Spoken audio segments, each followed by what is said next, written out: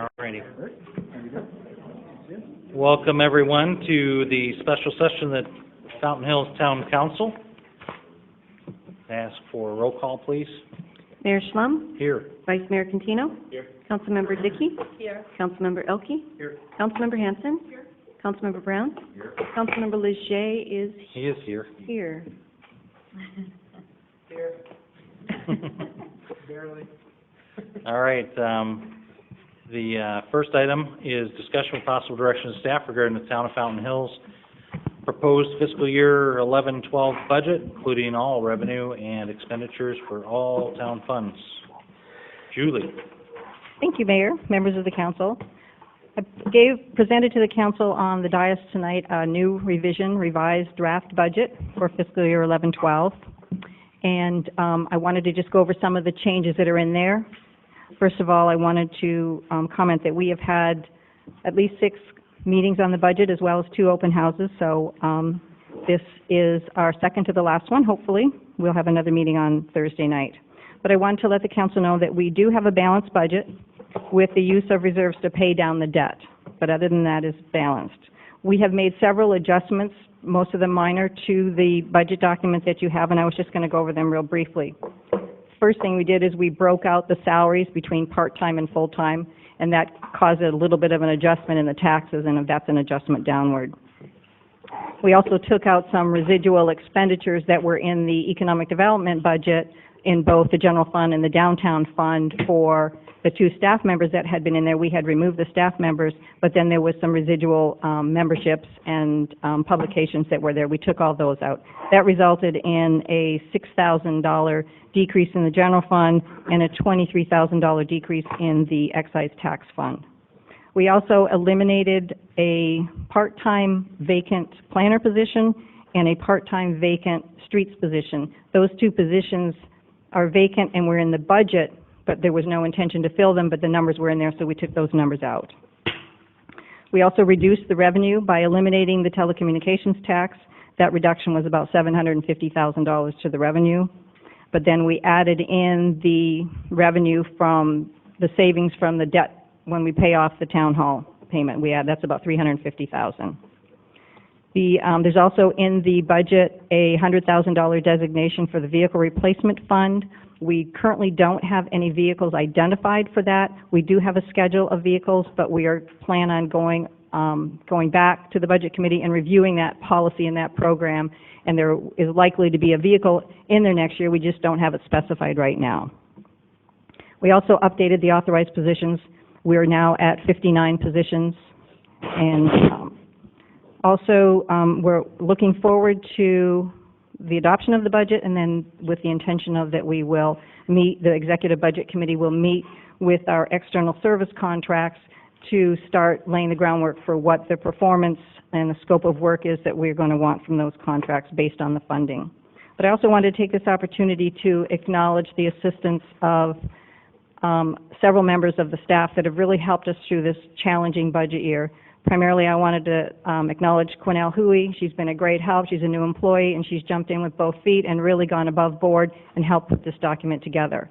Also acknowledge the Executive Budget Committee through all the meetings that we've had and all the gnashing of teeth. That's been a great help as well as the department directors that have really pitched in and done their part as well to manage this budget. So I'd like to publicly acknowledge them. With that, I'd be happy to, I don't have a presentation, I'd be happy to answer any questions about anything in the budget. And all the department directors are here as well.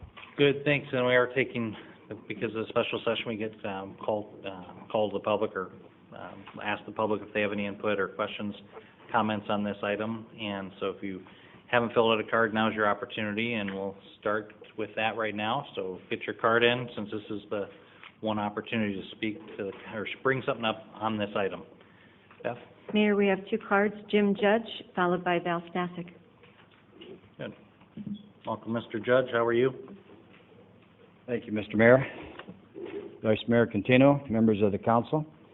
My name is Jim Judge. I've lived in Fountain Hills for about 8 years now and love every minute of it. I'm here to talk about the need for both public and private support of the volunteers of the Fountain Hills Sheriff's Posse. A representative of the posse recently spoke to the men's discussion group. We have approximately 35 members, at the Senior and Boomer Center. We were all surprised to learn the posse works without pay. Most of us, as I think most citizens, assume they were paid somehow by the Maricopa County Sheriff's Office, but that's just not true.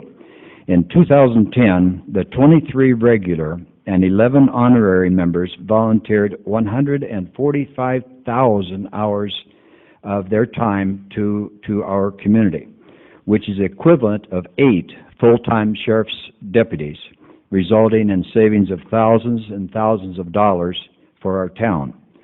They critically provided additional security, which is so important to all of us. Last year, the posse members drove 150,000 miles while on patrol, backing up deputies, traffic control, transporting prisoners to and from jail, and their most recent transport was that of the rock burglar. I think we were all happy to get him out of town. They provide a vacation watch service. They conduct operation notification for over 300 local businesses. They check door handles, make sure they're locked. If there's anything out of the ordinary, they notify the business owner. They offer fingerprint services for residents and assist the school nurse annually in providing hearing and vision tests for children. The posse buys all their own personal equipment, such as protective vests, hands and taser guns, uniforms, ammunition, and they even have to purchase their own handcuffs from their own pocket. On average, the patrol members have $2,000 of their own money invested, and the organization must buy the vehicles and pay for all maintenance and repairs. Maricopa County pays for duty gasoline only. That's the only subsidy this group gets. The posse is required to furnish their own equipment, including vehicles, radios, GPS units, and safety equipment. The posse is so low on funding that very recently they didn't have enough money to purchase $600 worth of critically needed tires for one of their patrol cars, which just seems, that's wrong. For the first time, they've begun charging each member a $100 membership fee in order to have an operating budget. That's how hard up they are, and that just again shouldn't have to be. These folks are providing all this service to us, and in addition, they're having to provide their own budgets. The community has an obligation to support this vital support, and I'll finish up, Mr. Mayor, by way of adequately funding the posse. Several of us private citizens are forming a group to look for ways to support these dedicated people. And I'm asking the council, and I know it's very late in the budget process, but if there's any way you can help these folks, either financially or other support, to keep this group functioning as a viable part of our community. Thank you for your time. Thank you, Mr. Judge. Val Stasic?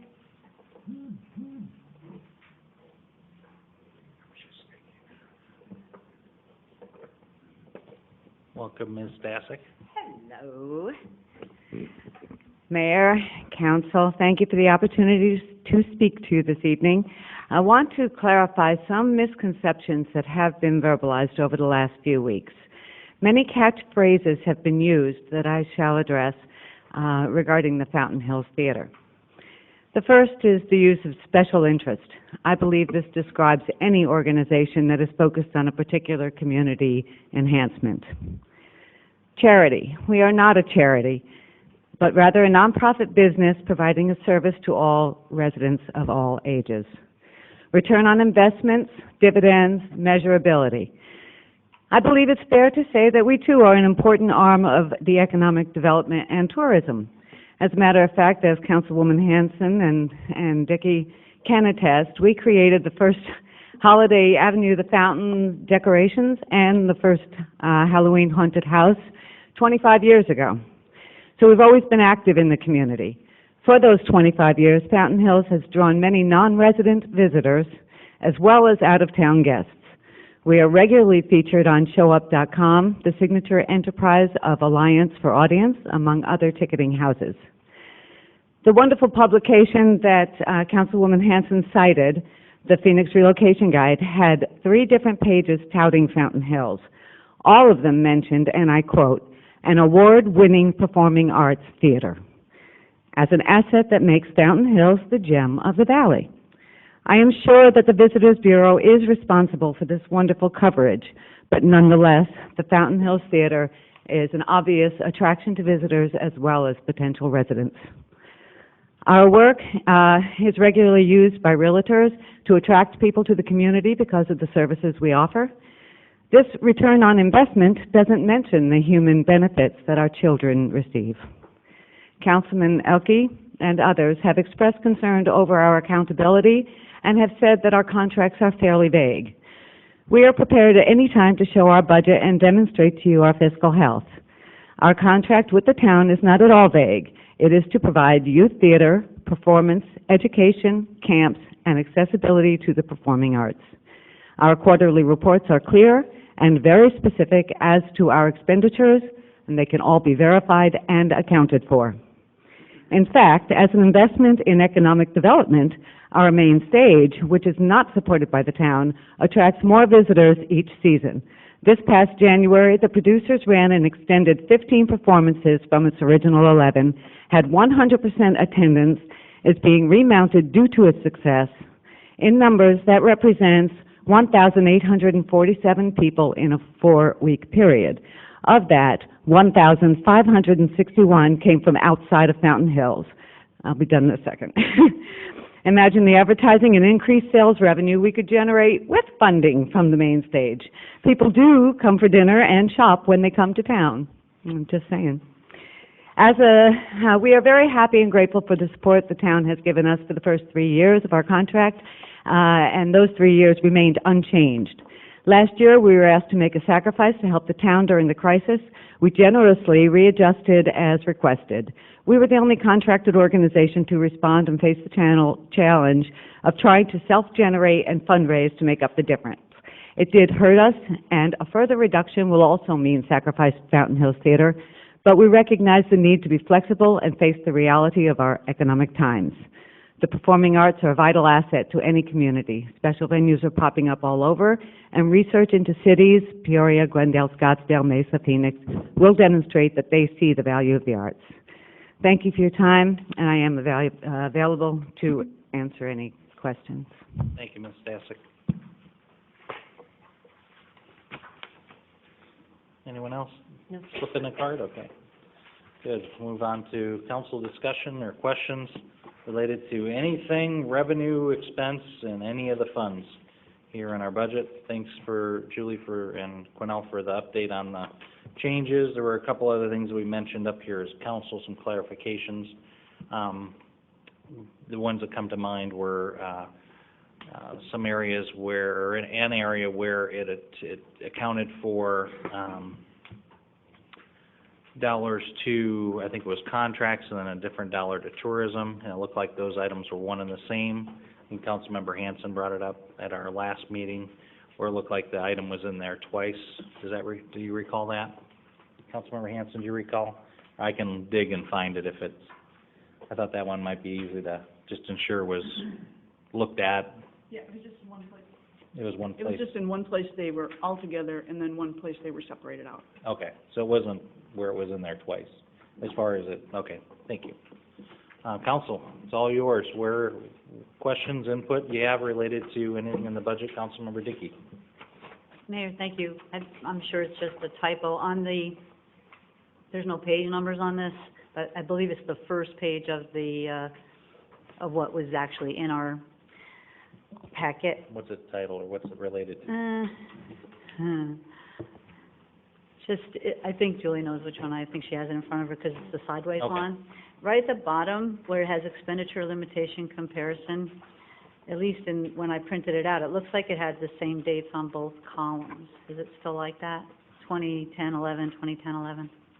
Mayor, Councilmember Dickey, you're correct. That should be 2010-11 in the left-hand column and 2011-2012 in the right-hand column. Thank you. I just didn't want it to keep perpetuating Okay. itself that way. Thanks. Thank you.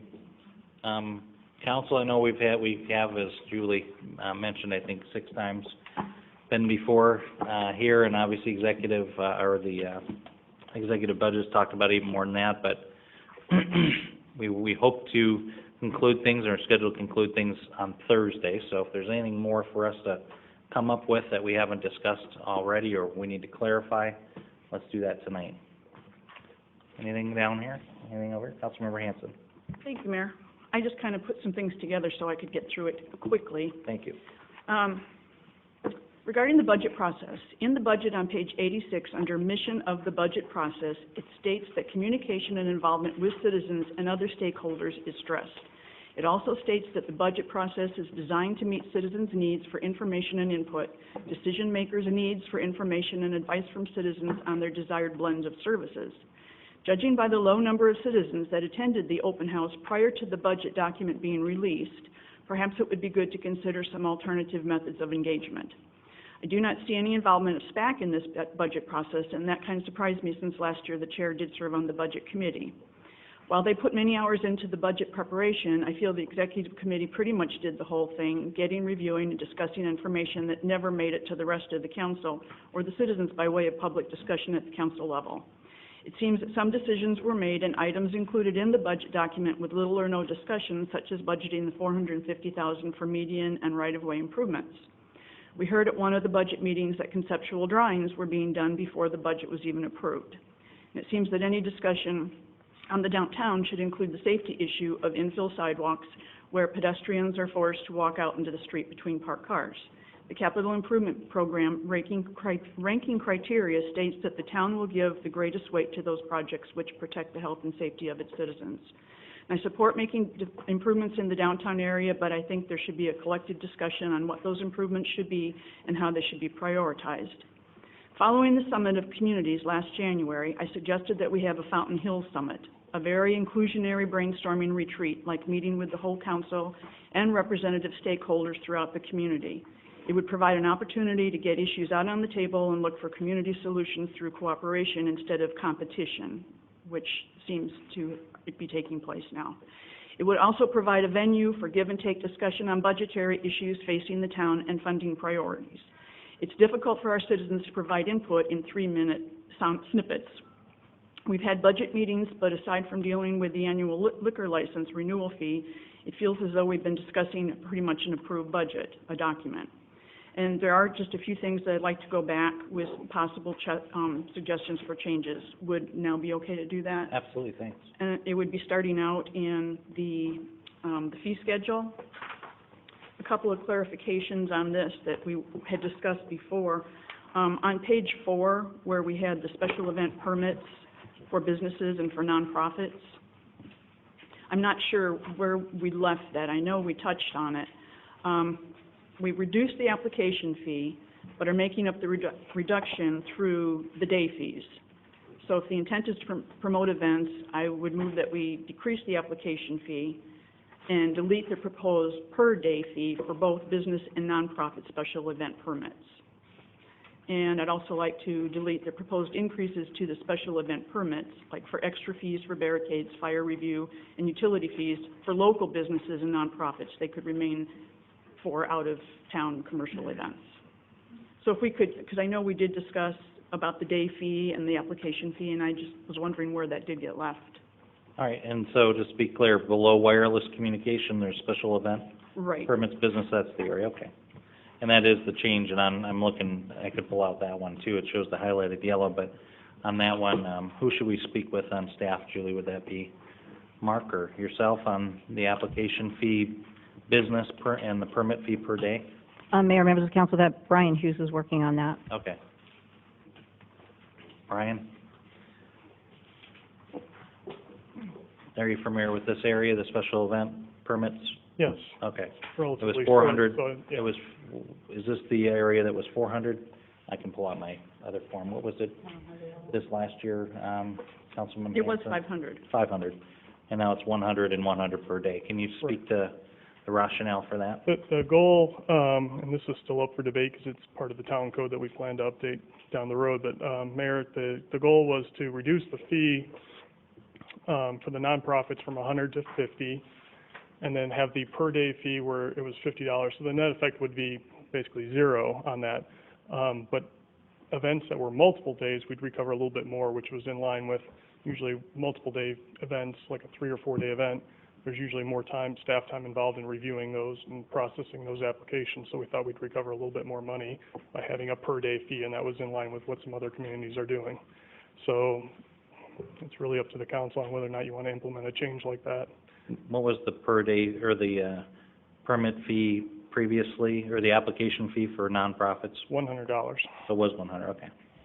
And now it's 50, and then the other one was $500 for the businesses, and now Down it's to 100, 100. but then the per day fee on top of that. Correct. Councilmember Dickey? Sorry, Mayor, thank you. And there's a not to exceed amount there. Correct. I mean, I believe it's 400, or 200 for special event permit nonprofit. Correct. So basically, that would equate to what it is this year if they went, you know, multiples of days. Correct. Okay. So Councilmember Hanson, on that item, I think in light of encouraging more events, I think you mentioned, what were you proposing on those items? That we decrease the application fee and delete the proposed per-day fee for the businesses and nonprofits. So the application fee, that was $500, decrease that to what amount? Well, it's 100 in the budget document here, and then, or if you want to talk to the nonprofit, I think that was 100 for the application fee before staff's, or I guess staff and executive budget is at $50. And I think I am referring to the per-day fee. Okay. And the per day fee, but leave the application fee what it was? Right, Okay, right. gotcha. Councilmember Dickey? Mayor, thank you. When we were looking at these last year, and as always, we're looking at cost recovery, is that correct? Correct. Thank you. So we're trying to, when services are needed, and obviously it's less expensive for nonprofits, and I'm assuming, would our residents that don't have an organization putting together a special event be a nonprofit, or how would they categorized here? Mayor and council, the majority of the events that we process are probably nonprofit, in some form or another, whether, even if it's out-of-town events, there's usually Special Olympics or, some other nonprofit aspect, and they usually submit the application on behalf of whatever organization is running that. So I would say most of them probably are within that $50 range anyway. And what Councilmember Hanson mentioned on that, it'd be worth talking about, is the out-of-town users. Mm-hmm. Are those still just associated with either business or nonprofit today? Yes. Okay. Is that the same in the community center for use of rooms and ballrooms? I believe so. Okay. So we don't really have a Fountain Hills resident fee versus a, Not for special events. okay. Councilmember Elke. Brian, on, if you can assess a percentage of the nonprofits that come in for a special event application, how often do they go beyond one day? I can think of only a few examples of multiple day events, and that would be the two chamber fairs and the Thunderbird Artists 3-day art fair in March. So with the exception of those three, everything else is usually a one-day event. Okay. All right, thank you. How about the Art on the Avenue? Is that a special event It's fee a or? temporary use permit. Okay. So the per day fee might not impact many of these nonprofit, I mean, hardly. Again, the net would be about $100, which is currently what we're charging for the application fee. Okay, so it'd be, for most of these, it'd be $100, where last year or this year, it'd be $200. Is that correct? Or is it, no, it's $100 just for the $100. fee. There is no Thank you. permit fee or per day fee. So it'd be the same, so we're not reducing the overall cost, It's kind of Be a the wash, same as it's just a how change in the process. and try and cost recovery. Correct. I mean, if it's more days, it's costing us more staff. Exactly. Okay, Councilmember Dickey? Mayor, thank you. So events that we want to encourage, we like to encourage them because they serve our residents to enjoy, whether it's somebody from Fountain Hills or not is actually doing the event. So so I wouldn't have a problem with the idea that we don't differentiate there, because really the events are for the good of our residents and for visitors, which is something that we care about too. The other thing is, though, do we want to have an event? We want to encourage events, but do we want to do that at a net cost to the town? That's the question I think we have. So there's a line we want to attract, but do we want it to cost us? in staff and paperwork and those other things that we have to do. Good. Good things to keep in mind. So right now, a special event permit for businesses is $500 one time. And then we proposed is $100 one time and $100 a day. So that could be a considerable savings.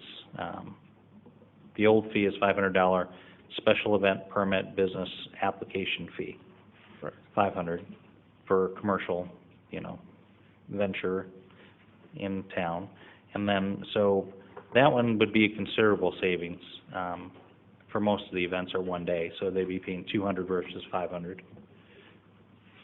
The special event for the nonprofits is currently $100, period, and you're looking to go to $50 and then $50 a day, which would be a wash for most of them, and a couple that are multiple days would be a little bit more. Correct. All right. But I think but actually there's two fees involved. Okay. So there's the application fee and the permit fee. Correct. So, like for a business, it's actually $200 and then $100 every day. Correct. Is that in the special event permit extra fees section?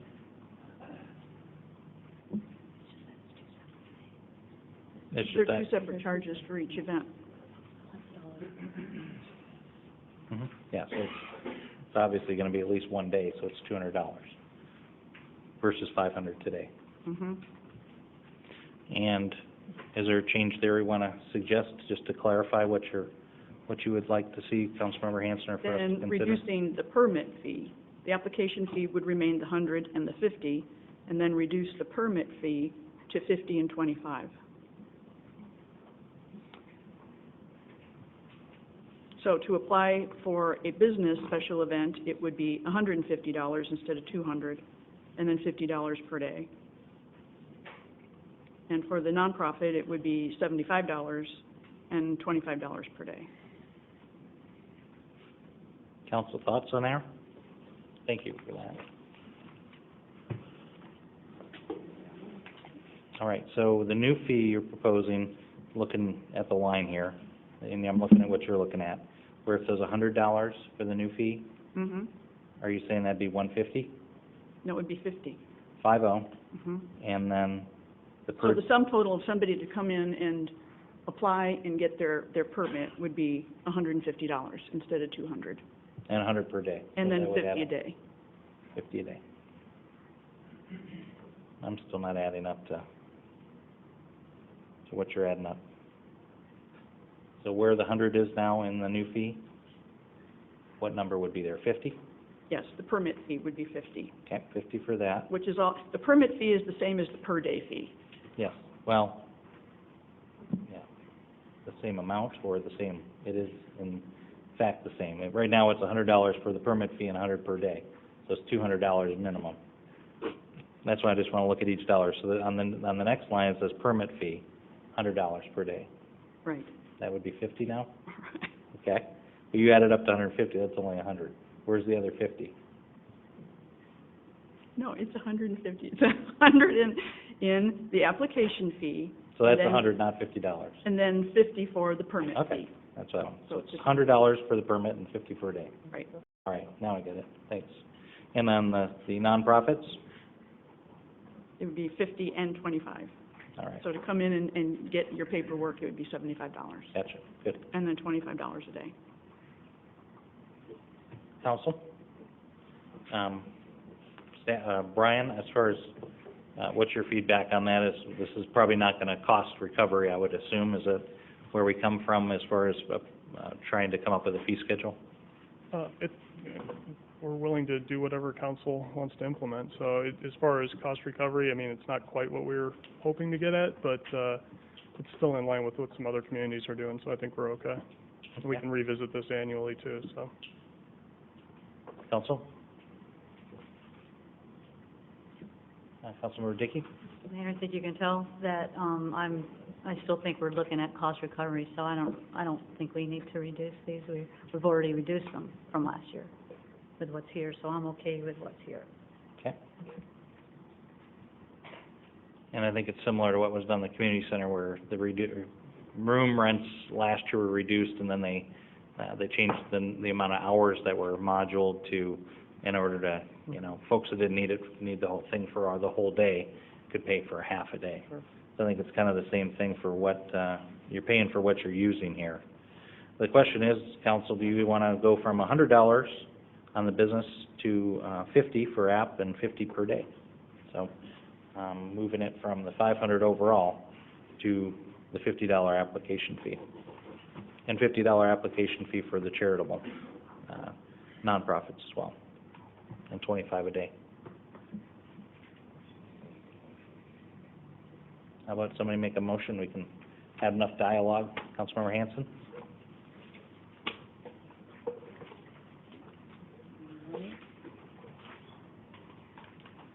Then I would move to amend the fees for the permit fees for business from $100 to $50, and for nonprofits from $50 to $25. Councilmember Hanson, just to be clear, the $100 fee is the proposed $100 fee. The current fee is $500. The current fee is $0. The current fee for the permit fee is $0. Right, The application fee is $500. right. Okay. But we're not amending the 100 to 50, we're amending the 500 to 50. No, we're amending the proposed 100 Yes, to 50. Yes. But overall, we're changing the old fees from 500 down to 50. The current fee. No, we're leaving that one. The All right. 500 is staying at 100.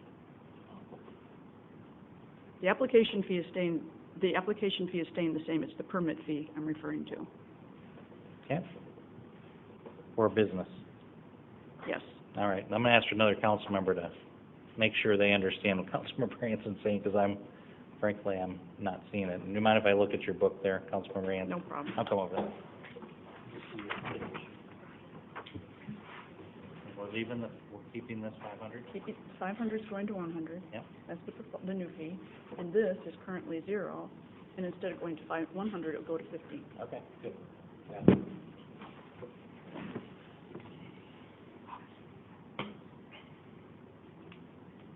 I'm sure I'm the only one in town that's not clear on this. Okay.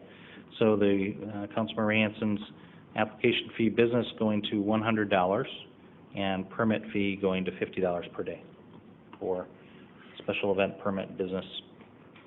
Yeah, only amending the permit fee. Yeah, from the proposed, from our budget. Thank you. All right, and then do we have a second on this clarified motion? Thank you. Any discussion? All right, all in favor indicate by saying aye. Aye. Opposed? No. Roll call on our fee. Vice Mayor Cantino? Nay, or aye, sorry. Councilmember Brown? Aye. Councilmember Dickey? Nay. Councilmember Hanson? Aye. Councilmember Elke? Aye. Councilmember Leger? Nay. Mayor Schlum? Aye. 5-2. All right, thank you. Okay, quick one All on right. page 13. Yeah, thanks. About the tent permit fee. It's going from 0 to 100, and I just wanted to clarify what tents we're referring to. What is that under? What's the bold headline on that one? It is fire safety fees. All right, thank you. We have a lot of tents at a lot of events, and so I didn't know if this meant big tents or just like tents used at the fairs or tents used for the A-Dog event Yeah, or good. that type of thing. Good question. Julie or Rick, who do you suggest staff can speak to that item? This is under fire safety fees, tent permit fee. It looks like we didn't have one, and now it's $100. So does this count for every tent in our art fair, or what's the classification here? Mayor Schlum, members of the council, I believe it's the tents for fireworks. Perhaps Chief LaGreca would be Yeah. better to explain it. Thanks a bunch.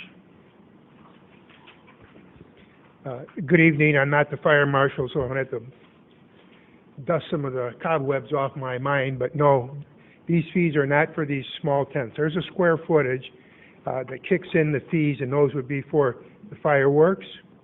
They would be for a large tent where you would have cooking in there for an event, where they have to come out and put up like a 30 by 40.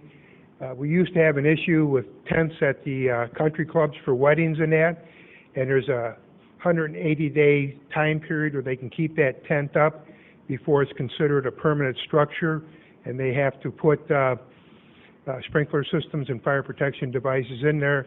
And as you'll note that 3 of the country clubs ended up going with hard shell special event tents, structures versus tents. So there is a square footage that would kick in, the fireworks would kick in. If somebody was going to put in X amount of square foot and leave it down at the park or at their business for a certain period of time, that would require a permit from the fire department because there's an occupancy issue. So it's a tent's going to probably hold 50 or 100 people and above. Like they used to have for Oktoberfest. I mean, those were big tents, Yeah. significant tents. Whether they have cooking That's facilities in there, and, you know, you're putting 200 or 300 people in a tent, or 50 or 100 people in a tent, that's what that's for. And again, I'm sorry, I'm not up to speed on the finalities of fire code, but get you that information tomorrow morning. That's fine. That totally clarifies. When I saw a tent, though, I thought, every tent? No. So that's great. Thank It'd you. be nice if we could do that, but it's a little unrealistic. But well, I'll get you that information. I'll get you all that information in the morning. All right. We might even want to add that in the language, just to clarify Yeah. tent. Yeah, and there is language on the permit on when that kicks in. So. Large event tent or something along those lines would be, yeah, to clarify just on the fee schedule. Some people might just look at the fee schedule. Good, thank you, Okay. thanks, Chief. Appreciate it. All right, Can I keep going? yes. Okay. On page 15, and this is under community center rentals. And it seems like every year we have the same discussion regarding community center rentals, which are projected to decrease by 5.1% in the coming year. On page 73 in the budget, it shows the historical trend of the fees. And I just wonder if there's any way to assess and account for what happened between '07 and '08 and '08 and '09, when the fees declined by 25% from $203,000 to $152,000, and then again from '08, '09 to '09-10, when they declined 39% from $152,000 to $92,000. And under the assumptions, it says the major influences are population and the internal policy on rates. So I just wondered if it'd be worth our while to review those internal policies again and possibly consider trying to discount rates through an incentive program just for the coming year to see if we can give the rental line item a shot in the arm. This year we seem to be looking at an all-time low, moving into the building, and our population was less than when we moved into, our population was less when we moved into the building. So I would just maybe throw out considering an 8 to 10% decrease incentive program for the resident, non-resident tier 2 category as listed on page 15 of the proposed fee schedule. All right. And that's just a one-year experiment to see if it, so an 8 to 10% just decrease on that page 15 item? right, and for the resident, non-profit tier 2. Oh, there it is. Across all those items, ballrooms, Right. classrooms, okay. Mark, any feedback or background on some of those changes from year to year? Mayor Slum and members of the council, you may recall that we did make some adjustments downward. There have been several. As you mentioned earlier, we had gone from an 8-hour rental to a 4-hour rental as a way to help accommodate some of the groups, and typically they come in over the noon hour, the Rotaries, the Kiwanis, and some of the smaller group meetings, the HOAs, those kinds of groups. That has proven very popular, although the reverse side of that, sometimes that's also cost us revenues. The other big decline that we're anticipating this year, and as I think we indicated in the weekly report to you, is that probably our largest client, Cisco Foods, because of their economic situation, has pulled out of the community center starting this next year and will no longer be doing their events at the center. While they're very happy with the facility, they just internally could not justify that cost anymore. At some point, they feel like if the economy improves, they may be back, likely, but that was in excess of a $20,000 hit for us. We're trying to replace that with another company that the staff has been talking with, so there's an opportunity perhaps to get that event as well as another one that we're looking at. But the other thing we've also noticed, and we're not alone, when we talk to other facilities, one of the things that's really affected us is weddings. We were at one time approaching, I think we got to the high point of the upper 30s a few years ago. This year we had 6. So that's a significant decline. Not only are there a lesser number of weddings, but they tend to be smaller. And that's largely a reflection of the economy. People tend to put off things like weddings when the economy's bad. They also tend to make them smaller. So instead of having a grand ballroom, you might have 2 ballrooms or maybe even 1. That's the reality. I don't know, based on the feedback, we just did the bridal show this last weekend. One of the things that makes us attractive now is we have rates that are typically a third to a half less than others are charging. People sometimes are a little hesitant to come the extra distance, so to speak. There's this perception that we are somehow way out there. So I usually explain to people that came up when we talked to them on the weekend was that we're right next to Scottsdale, because a lot of folks don't know where we're at. So once you put it in that kind of a term, then they start to think about, well, you know, it's really not all that far. So I think our fees are providing a pretty good incentive for folks. There are some people that are set in their ways, or perhaps they live far on the west side of the valley. It's just not practical for them to come that far. But folks who are a little bit closer and are looking for a venue that's still very nice, but less expensive, and we also allow them some flexibility that other places don't, like their own choice of caterers and that. We have some things, I think, that help us market the facility.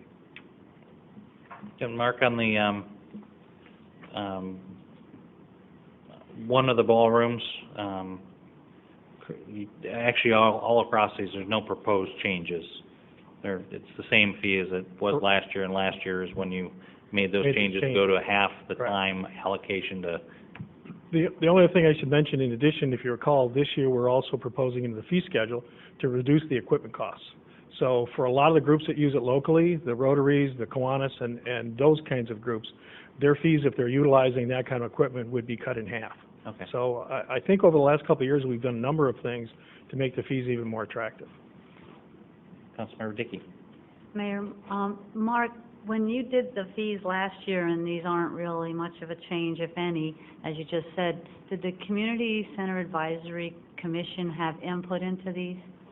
I apologize, because I wasn't responsible for the community center then, I don't know that to be the case, but my assumption is that they were. I don't know that they would have brought forward any recommendations without having first gone to the commission with those suggestions. I can't testify to that, but I would be very much surprised if they weren't brought into that discussion. Mayor, maybe someone else knows that?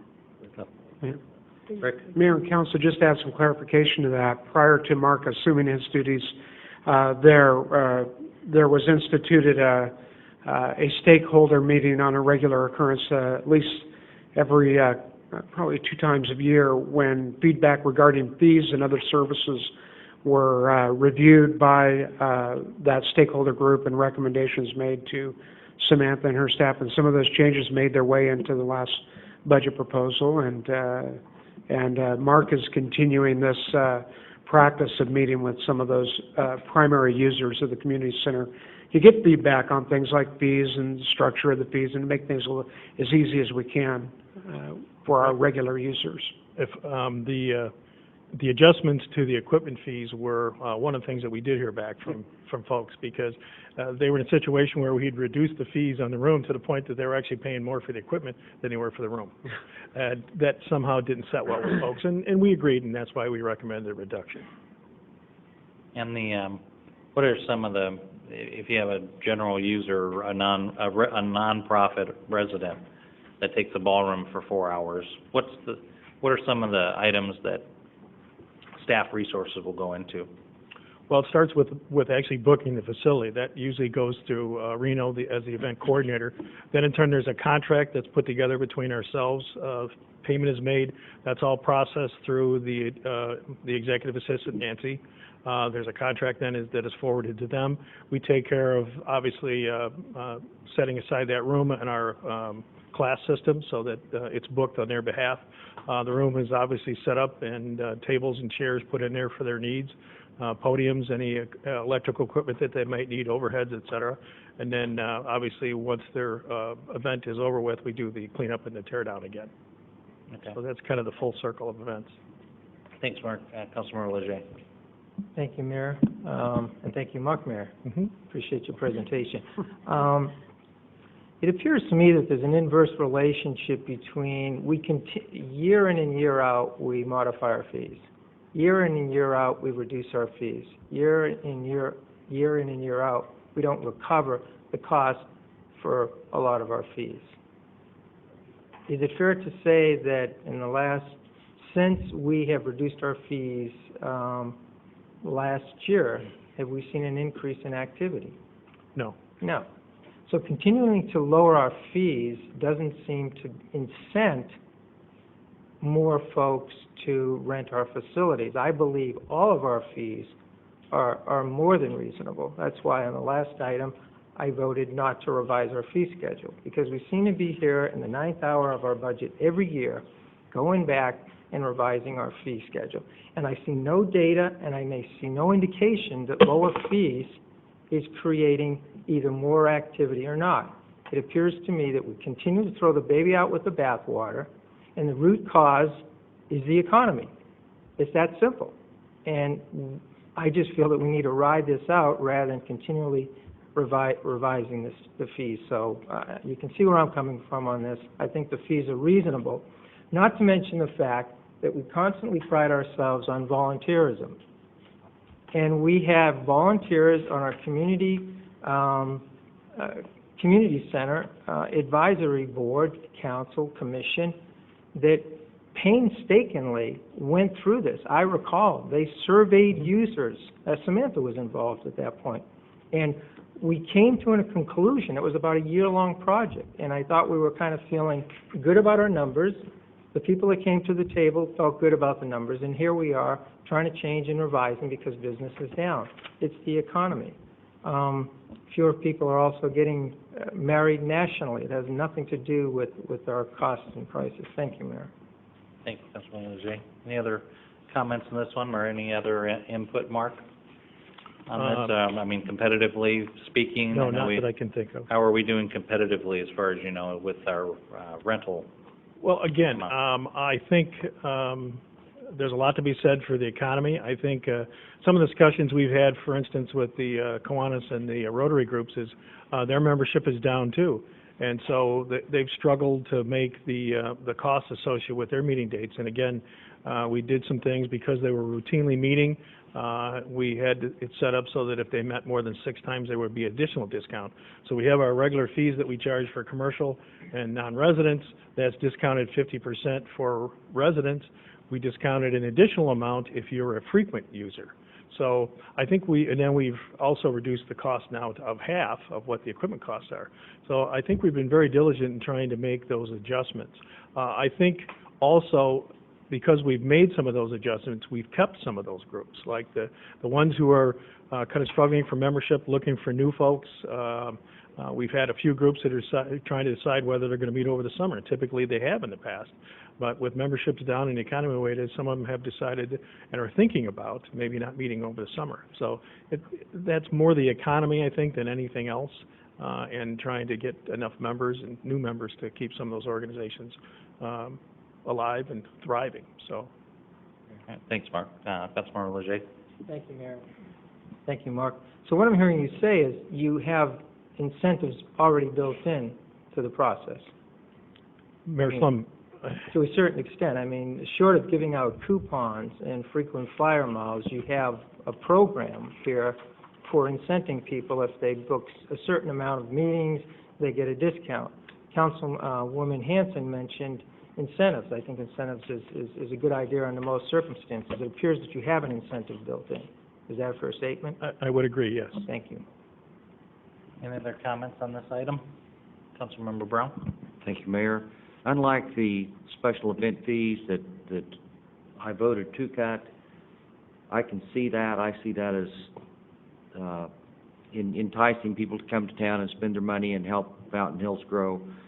I feel like the community center, we have a building to take care of. We have equipment to not only take care of, but soon be replacing tables, soon be replacing chairs. And if what I'm hearing is so that the fees have already been cut, this would be the 3rd year in a row.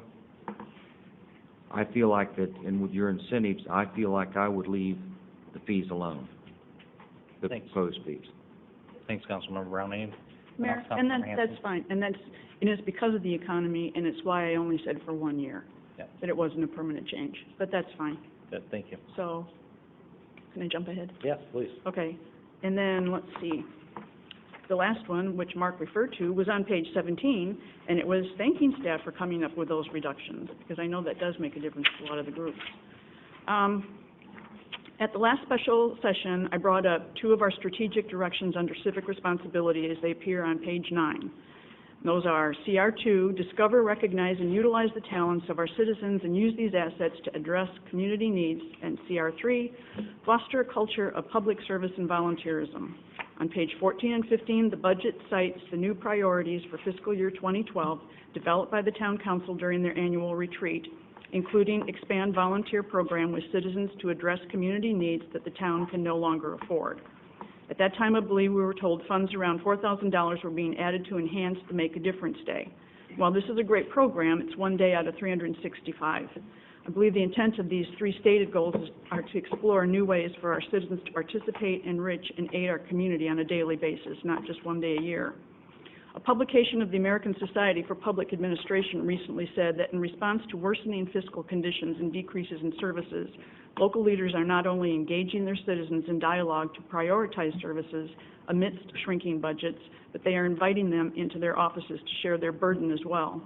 Leaders are recognizing the importance of volunteerism as a strategy to strengthen or even expand services while fostering a strong culture of civic engagement. Many local governments are realizing that in spite of staff time and resources, there are many economic benefits to be had through a commitment to volunteer programs. Many cities and towns are recognizing the benefit of the professionalization, I'm not even sure that's a word, but of volunteer management, and many are appointing full-time volunteer coordinators if they do not have them already. Many successful volunteer programs share common practices, including strategizing according to the city's needs and engaging citizens according to their interests, availability and skill sets, organizing appropriate training, and providing ongoing support. Basically, they treat their volunteers like employees. This community was born and raised on the spirit of volunteerism, and I believe our volunteers are the best of the best. But I also believe that in spite of our stated goals, we are only giving this essential component of our community a part-time effort, and that because of that, we are sending mixed messages to the volunteer program. As I said before, Make a Difference Day is great for one day. Ongoing volunteer programs will make a difference all year long, like neighborhood cleanups, park adoptions, and downtown Saguaro right-of-way cleanup, just to name a few.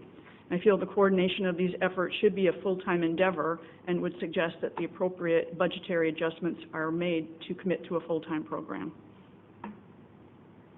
Thanks, Councilmember Hanson. So what would that equate to budget-wise, if you may? That would be for staff to determine.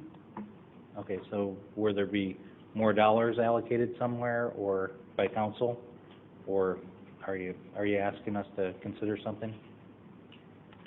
I mean, I can't disagree with, and probably nobody would, everything you said, because of those are certainly our goals and part of what our whole culture is about here in Fountain Hills. But to move the budget forward, is there a change you want to suggest, or just dialogue on? I think just dialogue, and I don't know what the dollar amount would be Okay, to commit to a full-time program. so full-time volunteer program. Mhm. All right. Council? Yep, Councilmember Leger? Thanks, Councilmember Hanson. May I address Councilwoman Hanson? Sure.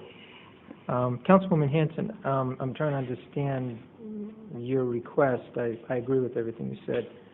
And I know in the past you've suggested that we take our volunteer coordinator and increase that position. Is that what you mean when you say put more resources towards the position itself, go from a half, three-quarter to a full-time position? Or are you talking about increase in some sort of program budget? I'd like to understand that. And basically, yes, but I'm trying to address this in a way of not getting into personnel issues. In order to support you, I have to understand what it is you're requesting. If you're requesting program dollars, or if you're requesting salary dollars. Man hours. Man hours, woman hours, person hours. Person hours. Yeah, okay. So that's all I'm trying to understand, because if that's the case, we can call our HR director up here, and I'd like to hear her weigh in on that. And I know that Julie mentioned earlier that our FT is now down to 59, and there's some positions that weren't filled, so maybe there is a little wiggle room there. So I just want to know where you were coming from. Thank you. Thank you. Okay, great. And Joan? Hi, Thanks. thank you, Mayor and council members. We've discussed this throughout the year about making our volunteer coordinator a full-time position, and it's been our opinion that it's not needed because we have enough man-hours to assist the volunteer coordinator in anything she needs to do. As you know, we're eliminating the special transportation program. That's going to free up a lot of her time. And because of our staff members going down, also I have time to assist, and I do assist Heather with a lot of things. So I think it would be more cost-effective to utilize the staff that we have now to support the volunteer program, because we all agree how important it is. But I think that we have the staff on board already to be able to do that. And it would cost quite a bit more in the budget, because not only would you be increasing the hours of one personnel, but you would be adding benefits, and that's the expensive part of doing that.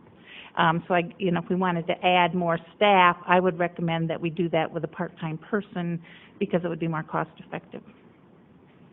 And I'm not sure if you'd be the one to speak to this, but are there and what Councilmember Hanson shared was also not just staff, but programs to recognize, and are there other items we might want to consider if we can find some dollars that could be used effectively to bolster our volunteer program further?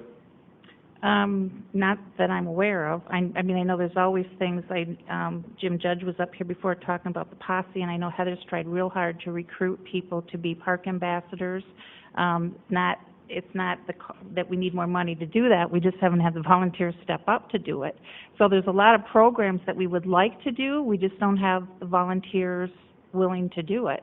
For that program specifically, it's because it's evening hours, day hours. It's quite a large commitment to be doing that. They don't want to be a rule enforcer, so they would rather have maybe a posse member do that. And I understand that the posse doesn't have the money to be doing that either. So I don't think there's programs that are not being done because we don't have the money to do them. I think we maybe don't have enough volunteers to do some of those programs. Okay. Any other comments or questions for Joan while she's up here with us? Councilmember Hanson? Joan, how much time, what was required of the transportation program?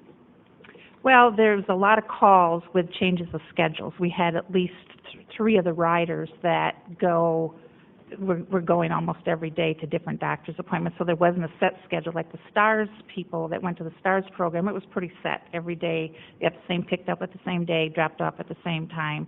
But the other 3 were very labor-intensive because they made a lot of changes to where they were going every day throughout the valley. So, and just a lot of calls, hand-holding, things like that. Then you had to talk to the ride source people and coordinate that with them. And so it was quite a bit of time. And how many people were in the program? 9 total, and 6 of them went to the STARS program. Councilmember Alton? Yeah, I thought I saw the program coordinator here a few moments ago. I think she may have stepped out in the foyer. Maybe we can get an update if she's available as far as the programs and what's going on. I don't know. I saw her step out a moment ago. I don't know if she's still right there. Maybe we can catch her. Get the Greeno's checking things. Anything else volunteer program-related items that were considered, or items that weren't budgeted for that were considered this year? Not that I'm aware of, no. Okay. No. We did increase the, Councilmember Hanson mentioned like the Make a Difference Day, and that was one of the council's goals to increase that, like take Pride Day to 2 times a year, and we did that. We made one of them Make a Difference Day, which will be held in October, and then we added the Take Pride Day, which will now be in the spring. So we're having 2 of those events instead of 1 this next year.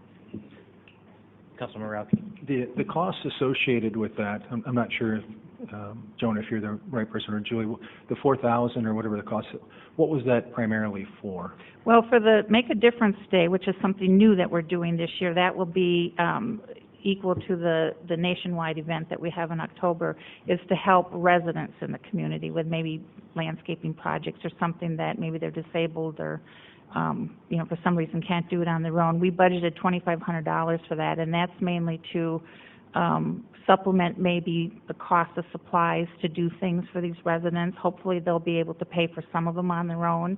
But it was $2,500 to supplement that. And I think the remaining was for Take Pride Day, and that's for town-owned property improvements. And last year, we had to buy paint and hose and rakes and things like that that we didn't have. Now, some of that stuff we can carry over from year to year, but not paint, things like that. So just supplies to get the projects done. Do we have an idea of the number of folks that participated in the Make a Difference Day last year? There was about 120, I think, volunteers from the community. So it increased a little bit from the prior year, and we expect that it'll increase a little bit more each year. That whole event is coordinated by our employee, we changed the name of it, but I call it the Employee Assistance Committee. That consists of 4 or 5 members of our town staff, and they coordinate that event. All right, good. Anything out here? Councilmember Leger? Heather's FTE currently is three-quarter, half-time? Is it 0.5, 0.75? What's She's Heather's? 0.88, so she's like 30, almost, I think it's 35 hours a week she works. So it's almost full-time. Okay, all right. What I'd like, if you could bring forward to us, or prior to our next meeting, I'd like to know what would be the cost associated with making that a full-time position, in terms of salary increase and what benefits are, and also what would be costs associated with budgeting for a quarter-time person. I guess that would kind of, 0.75 is close enough to 0.88. To see what those costs are. I'd just be really interested in knowing that. I know we had put together those early on in the budget process, and I don't remember off the top of my head what they were. But it's been a long process, and the reason I mention that is that if that money was allocated, we could take a look at how we move through the year.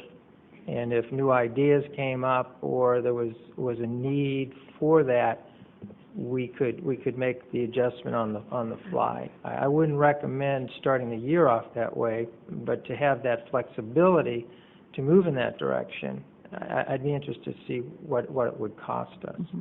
I know certainly we proposed early on in the budget to add some part-time staff, and then I think the budget committee decided that we probably didn't need to do that at this point, but that's certainly an option to add man-hours, you know, whether it's another part-time person. At that time, we talked about a part-time person that would maybe be shared by Heather, our volunteer coordinator, and Terry, our home-delivered meals coordinator, that they could work between the two of them.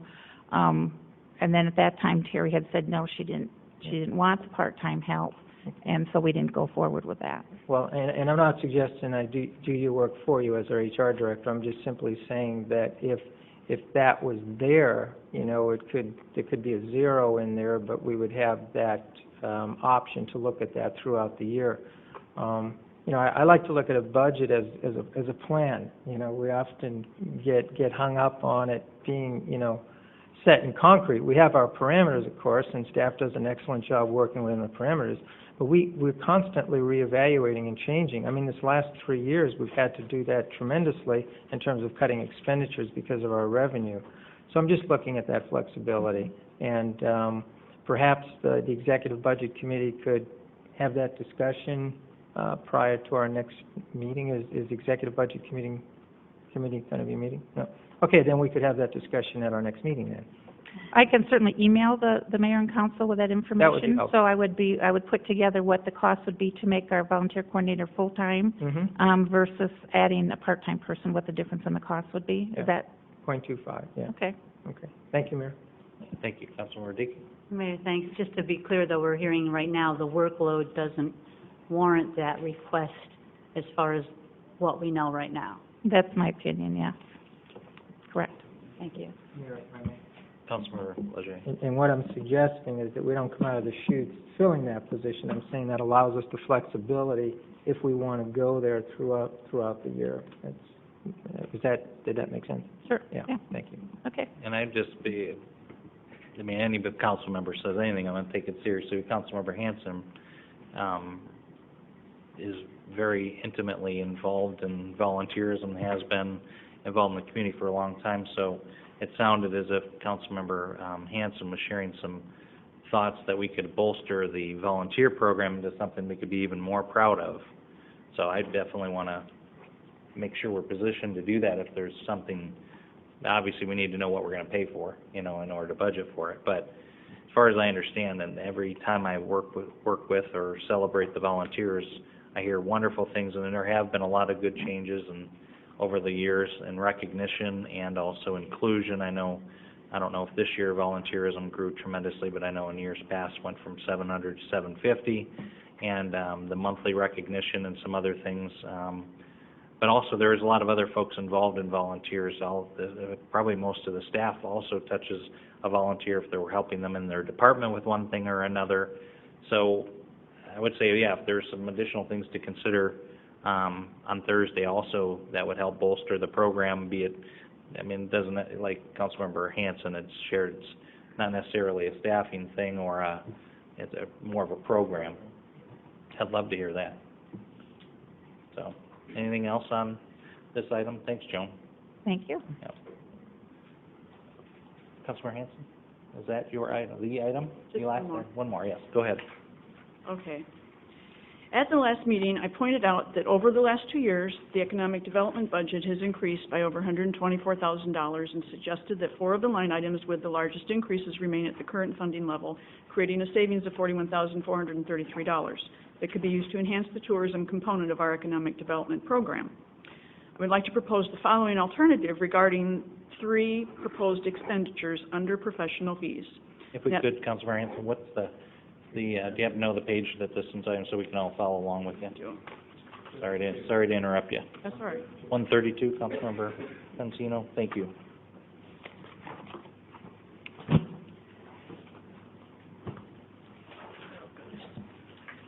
Sorry, Councilmember Hanson. That's all right. Oh, sorry. Okay, at the last meeting we did talk about, it was pointed out that there $15,000 was included for a downtown parking study that could be delayed to a future budget without deterring any potential developers. Another item under professional fees is downtown and miscellany expenses and studies such as the gap analysis in the amount of $25,000 and a retail market analysis update for $15,000. And in the current economy, I think we need to reassess how we are spending these dollars in this coming fiscal year. And I don't think that the studies and updates of something that we've already done are the way to go right now. So I would like to suggest reprioritizing the $55,000 to those 3 things add up to $55,000, and to market the town and the community center in a manner to be determined with sufficient review and discussion. All right, thank you. So the specific, those items can be broken out here. I'm trying to find where the specific dollar amount items and what pages they might be located on. Ms. Gary, would you mind coming forward? Maybe you can help us, or Julie can help us find the actual pages with these. 133 and 201. Okay, thanks. 133.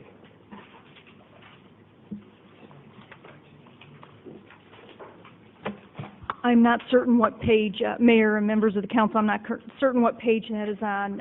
Mrs. Getty, do you happen to have that?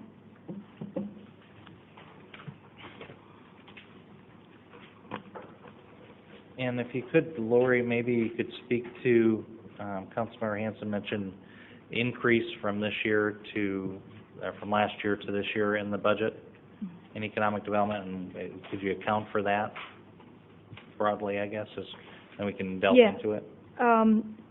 In the beginning of this presentation, Mrs. Getty mentioned that they took a look at the budget and eliminated some residual expenses related to some of the previously proposed staffing that was eliminated. And so the overall budget for economic development has been readjusted. Taking a look at the supplies and services portion of this current fiscal year's budget and last year's fiscal budget, the difference between that is about $19,600. Last council meeting, when we talked about the increase in the contractual services, and I believe Councilmember Hanson what she was talking about is specifically in the professional fees. But the contractual services, just to step back and take a broader look, the contractual services make up professional fees, printing expenses, advertising, and holiday lighting. And so I do want to let you know that after our council meeting a couple weeks ago, I went back to take a look at the holiday lighting, and I would just like to share with you some corrected information that I found. The holiday lighting is proposed in this budget to be $40,000. What we expended this fiscal year was $20,000. This fiscal year's budget, however, it was budgeted at $25,000, and we only spent $20 of that $1,000. So if we take a look at the supplies and services this current fiscal year to the new fiscal year, there's a difference of $19,600. $15,000 of that is in the holiday lighting increase that is proposed in this current budget. So the increase in the supplies and services area of economic development is $4,600 total increase in the budget. And that is for both the general fund as well as that's a combined general fund and downtown fund. For a point of clarification. I would be happy to discuss the retail market analysis update and the retail gap analysis that I proposed in this budget. The last retail market analysis update the last retail market analysis that we did was in 2009. That was 2 years ago. And since then, we have used that extensively in marketing our community to national retailers. In addition, in the fall, as I go out in the community and make connections with the shopping center property owners and the shopping center leasing agents, about a year ago, I realized that there was a lot of different information that they were using on Fountain Hills. They were inconsistent.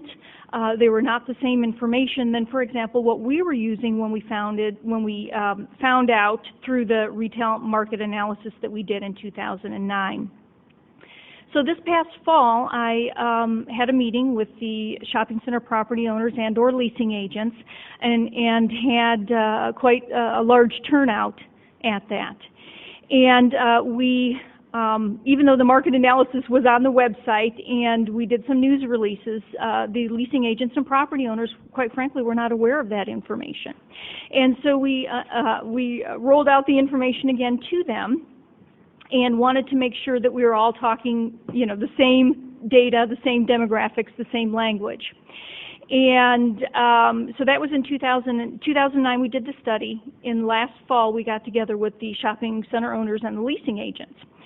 And we got very, very good feedback from that. A lot of the information that they're using now has been updated based on the retail market analysis. I found out that they didn't have correct traffic data. And so when we're out talking to national retailers, we want to make sure we have the same information, we're putting on the same face. And so 2009, a lot has happened since 2011. And so I put this back in there to update the study. It wouldn't be the full study like we did previously. It would just be an update to the study that we did in 2009.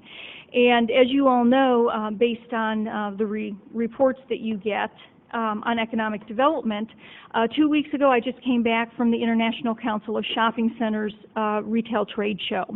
I had some very good meetings with some of the national retailers and also with our leasing agents and shopping center owners that we have here in town.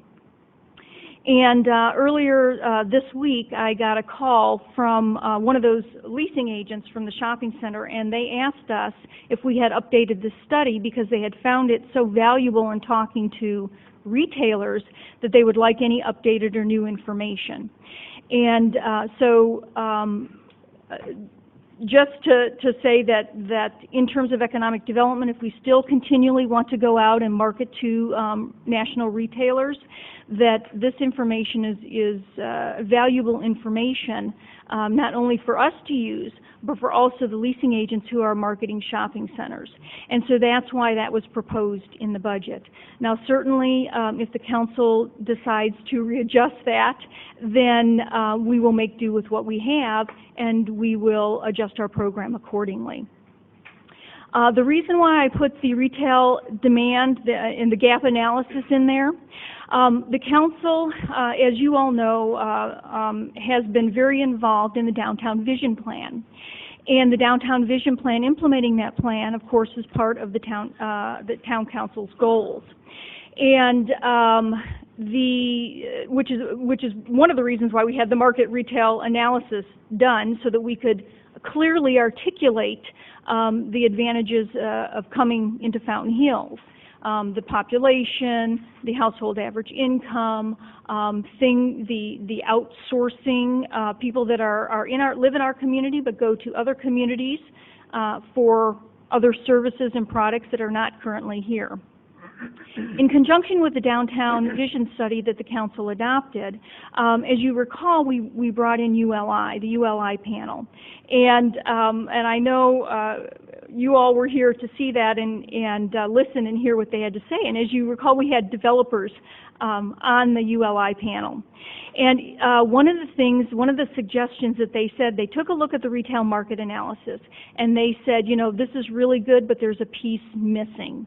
And the piece missing is what they called the gap analysis. And so they said what would really be valuable as a developer is to ensure that we had a gap analysis done. And that is the retail demand in square footage, what we have a demand for and what we currently have. That particular piece is going to be a little bit labor intensive because we don't have all that data in-house. So we're going to have people go out there and actually do some reconnaissance in the community by talking to some of the shopping centers, the shopping owners, looking up information on the building. So I included that in there because that was one of the pieces that the ULI panel suggested we do that would help us move the Downtown Vision Plan forward. But again, if that is the desire of the council to forego doing that this year, we will adjust accordingly. All right, so the increases you do have to look at the excise tax fund and the general fund. Yeah. And those are, as we point out, 202 and 132. This is the one that we received, the most recently updated one. And the increase, Councilmember Hanson, you mentioned a lot larger number, the $100 and some thousand. That was just saying over the past 2 years. Oh, 2 years. Thank you Right. very much. Right. That helps. And Mayor, Yes. I've got the detail pages, so it makes it easier Yes. to see. That $7,500 comes out of the general fund for the retail marketing analysis update. The other $7,500, bless you, comes out of the excise tax fund. And then the downtown parking study, bless you, also comes out of the excise tax fund. And the downtown and miscellaneous expenses gap analysis is also out of the excise tax fund for $25,000. So only the $7,500 comes out of the general fund, the remaining comes out of the downtown fund. Okay, yep, thank you. All right, council members, any, on this item? Let's talk about this item. Your thoughts? I just have a couple questions. Councilmember Elke. Thank you. Ms. Gary, the information that you have that you've been presenting this year to the retailers, specifically related to the retail market analysis, you said there was one done in 2009, is that correct? That is correct. Okay, was that based on 2009 data, or was that the previous year's data? Mayor Schlum and members of the council, Councilmember Elke, that was based on 2008 data. Okay. So if we were to have a study done next year, or this coming fiscal year, that would be for the data for 2011? That is correct. It would be, if we had the study done, depending on when we do it, it would either use 2010 data or 2011 data, depending on when we do the study.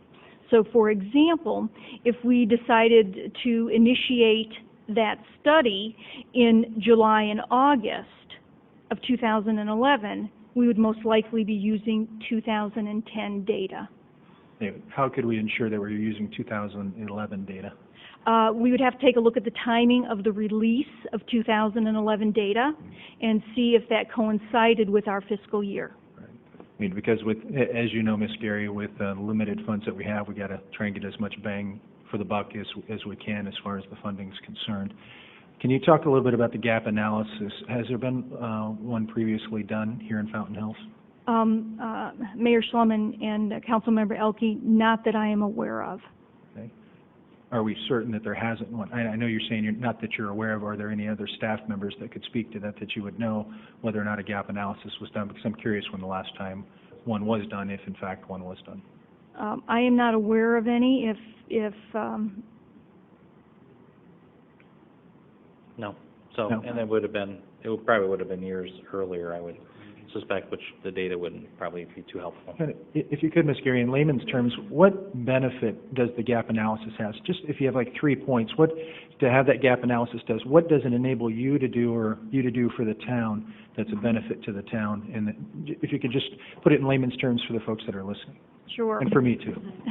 The gap analysis in square footage, what the retail market analysis did is it said, based on the market, and we know that the Fountain Hills market is larger than our town limits. Because, for example, the Rio Verde people, the propensity for them to shop in Fountain Hills, so it takes into account a larger geographical territory than the town limits. With the retail market analysis, it will say where are we losing revenue, where are people expending their dollar amount, and then based on the population base, again in the geographical area larger than the town limits, what is their demand for? So, for example, and I'll give you a grocery store example. The retail market analysis said, based on the population shown in that have the propensity to shop in Fountain Hills, we need a certain square footage of grocery stores, and so that will tell us that the gap analysis will say, based on the population, here's how many square feet of grocery stores that we need. The gap analysis will say, we know what we need. What do we currently have? And then we can take, and I'm just giving that as an example, we can take that example and say, we may need 100,000 square feet of grocery stores, and we may only need we may need 100,000 square feet of grocery stores, and we may only have 50, and so there's a 50,000 square foot gap that we need to bring in grocery stores. So that allows us to go out to talk to retailers on each particular category that we find that gap in, how much square footage can we support versus how many square footage we currently have, that allows us to go out to very specifically target those particular type of products or services to say, okay, Mr. and Mrs. Retailer, we have found that we need 100,000 square foot of grocery store, we only have 50, so we believe you can be successful here because there's demand for an additional 50 square feet. Sure, that's for Elke. Now, in the time that you've been here, you've obviously done a lot of studies and you've spoken with a lot of folks, talked to a lot of businesses, and I'm curious, based on the work that you've done thus far, are you able to articulate that to potential businesses and corporations to move into town without actually having that gap analysis? What is that gap analysis done? Is this prepared by a particular expert that's going to say this is, it's going to add credence to whatever it is that you're advocating for or saying what Fountain Hills' need is? Because right now, I mean, with the grocery store example, we probably have enough grocery stores. I don't know that we need an analysis to say we need more. And I know that was just an example, Ms. Gary, and you know, for purposes of instruction. But is there anything that we can use in place of that, or how does that help you in selling the town? I guess is what I'm asking. You have a document saying this is our gap analysis. This was done by Schuster and Schuster. They're world-renowned or renowned throughout the state of Arizona, and they say we need more shoe stores in town, so Mr. Shoe Store, you should move to Fountain Hills. That's what I'm asking, and I'd like to know what the money's being spent for. In any sort of restaurant and retail operation, and particularly some of the, what we would call the chains that residents have expressed a desire to have in Fountain Hills, it's fiercely competitive. It's a fiercely competitive environment. And they can choose from hundreds and thousands of locations, not only in Arizona, but across the nation. When you start talking to retailers, they have a plan that says, in a particular state, we're going to have X many more stores, or we're not going to have any stores. So if I am going to talk to a retailer who we believe we'd like to have here and would fit in Fountain Hills, and they say, well, in Arizona we're going to locate 3 stores in this fiscal year, it gives me the ability to talk to them and put us at the top of the list by saying our market is clearly underserved versus some of the other markets that you may be looking at. It gives me the ability, with hard data and facts, to go to them and say, our market is underserved in this particular area. So when you are looking to, and I'm using 3 stores as an example, when you're looking at placing 3 stores in the Arizona market, we clearly think that we have a market here for you to be not only just mildly successful, but extremely successful, because we have gone out and done this study. Again, it is certainly up to the council, to determine if that is of value to you to help meet your goals, and the value, does it, obviously these are tax dollars, we want to be cautiously spending them on something that is also of value to our citizens. Thank you. Councilmember Leger. Thank you, Mayor. Thank you, Lori. I want to take kind of a different approach on all of this, and I'll start off by saying that information is power. Yet information is really hard to put a value on, and I think that's why I struggle with this, and perhaps other people struggle with this when we talk about studies. Now, one of our goals is to develop a comprehensive economic development plan, and that is something that we have been positioning you to do in your position over the last couple of years. Develop a comprehensive economic development plan. Do these studies, does this information, are these tools, do these become part of a comprehensive economic development plan, having these tools at your disposal? Mayor Schlum and members of the council, Councilmember Leger, yes, they do. In order, when you all set your goals for the year, it's my job and obviously the staff's job to step back and say, how can we meet those goals? And by doing some of these studies, it certainly helps us accomplish those goals.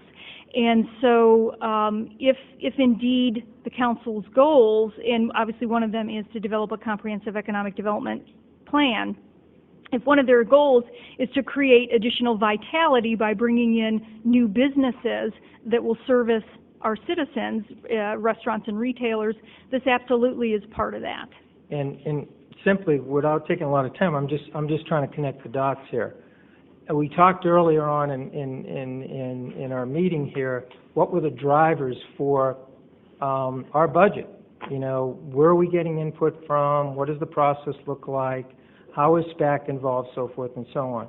I mean, economic vitality has been a front runner in terms of where we want to put more resources.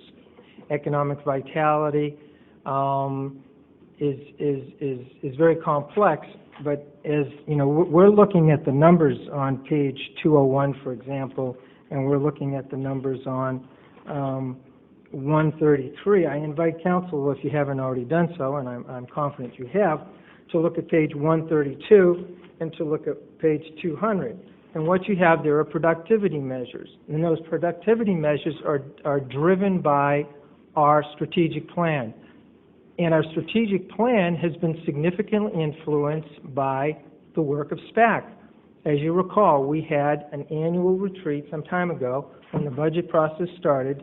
We drilled down, we had a professional facilitator, we drilled down, we came up with some milestones, which then became part of our budget. So I think that SPAC is directly connected to this particular budget.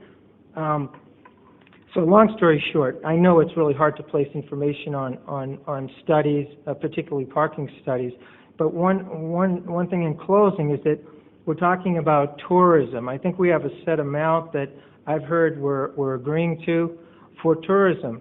And we know chamber tourism, so forth and so on. Economic development can add value to tourism. We've asked our economic development administrator to come up with a comprehensive economic development plan, and it's something, frankly, I'm just going to say she's taken a lot of heat from, because people keep saying, where is it? Well, she hasn't had the tools to do it. And the origin of this goal and this initiative has come from the Business Vitality Advisory Council. Guess what that is? That's a collaboration between the Chamber and the town. The Chamber is driving us to move forward on business vitality. We're simply looking at providing the tools. That's how I view this particular budget. That's how I look at these somewhat esoteric studies. There's value. But what I do remember clearly from ULI is they said, we have some missing teeth on the avenue, we have some missing teeth downtown. Swabeck said basically the same thing. Information is power. And if we're going to fill those particular vacant properties, these studies can be extremely helpful. And one last comment. We're talking about 86ing a parking study. For those of you that have been around for a while, a lot longer than I, we've had two major attempts at developing the south side of the avenue. The first one failed and continually hit a wall, and the issue was, and the biggest hurdle was parking. I spent 2 years working on a subcommittee with Kasnos in this last project, and from day one, the largest hurdle was parking. As a matter of fact, a lack of parking information in a professional parking study made that project go on longer than it should have, and I best say that the financing was there at one time, and then it was not there because of the length of all of that. That certainly is questionable, but the point I'm trying to make, information is very powerful. Parking studies are very important. And my last comment in that regard is that the Chamber Business Vitality Advisory Council has discussed and talked about the value of doing a parking study to help deliver this SWABEC project. ULI has done that as well. So we talk about mixed messages. I continually get mixed messages when it comes to economic development. We've bitten the bullet, and we've put some, money where people are asking us to, and I believe this is needed to have a comprehensive plan, as abstract as some of these studies may seem. Thank you, Mayor. Councilmember Brown. Thank you, Mayor. I had the occasion to join Ms. Gary at the fall luncheon with the center owners and the real estate leasing agents, and the amount of information that was shared at that meeting was astounding. I mean, it was, sadly, I think it was already a year old, but the information that was asked of Lori that she presented was well presented and well received, and after the luncheon, the major center owners of Fountain Hills were at the meeting for at least another hour, having one-on-ones, drawing the information out. I was rather impressed, and I tag along a little bit with the parking information. I view it as a little more direct. I mean, during peace times we prepare for war, and during war times we prepare for peace. We need to be preparing for the developers that might come to Fountain Hills that we can lay the information in front of that nobody else can. And that's why I'm going to support leaving this money in the budget. Thank you, Councilmember Brown. Any other comments or a motion? Councilmember Dickey. Thanks, Mayor. I think that this also does align very well with our goals, as has been already stated, so I too agree with that, and especially the GAP project. I think, maybe people would say, well, business should do that kind of research on their own. They should know the numbers that they need. Well, I think they do by and large, but when we have the information to tell them, yeah, here is really a need, we're not relying on the goodness of their hearts to want to come to Fountain Hills. We want to say, you have a real chance to succeed here. And some of the folks who have already taken the plunge on us and developed and built some of these buildings around here, to give them that knowledge that when they're looking for leasers, if that's a word, or businesses to come, to give them that information, particularly the GAP information, I think is really important. And I also would support keeping this budget this way, because I totally think it aligns with what we said during our goal and our retreats, our goal-setting retreat, and it was pretty much what we asked to be the result of it. Councilmember Elke? Lori, can you articulate how long these studies will be good for? I mean, if we do a parking study, let's say we do all three studies next year, when can we expect, or when would we, through the normal course, expect the need for another analysis of these type? Because my concern is that in the short term, certainly we need to be prepared for those investors when they do come into town, that we're ready to go, and we're not running around trying to get something done quickly, which these studies, it sounds like, can't be done quickly. But at the same time, are we going to have developers coming in clamoring to develop the downtown area anytime soon? If I were betting, I'd probably say no. Am I hopeful? Yes, absolutely. But how long are these respective studies good for before you would need a new study, if you can quantify that? Mayor Schulman, members of the council, and Councilmember Elke, the retail market analysis and what I'm calling the gap analysis, I would suggest that we take a look at updating them every other year. I think that will give us strong data to allow us to market it and market the information. We can certainly update it every year. If we would like to, but at least every other year, if we desire to continue to use that information to market to retailers.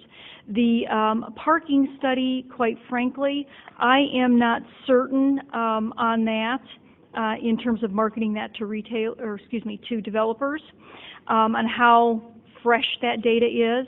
I will say, however, that data will be as fresh until there's development in the downtown. So if we have the status quo today that we do next year, it won't need to be updated because we'll have the same thing. So until we start getting some activity, that parking study should be fresh. One last question.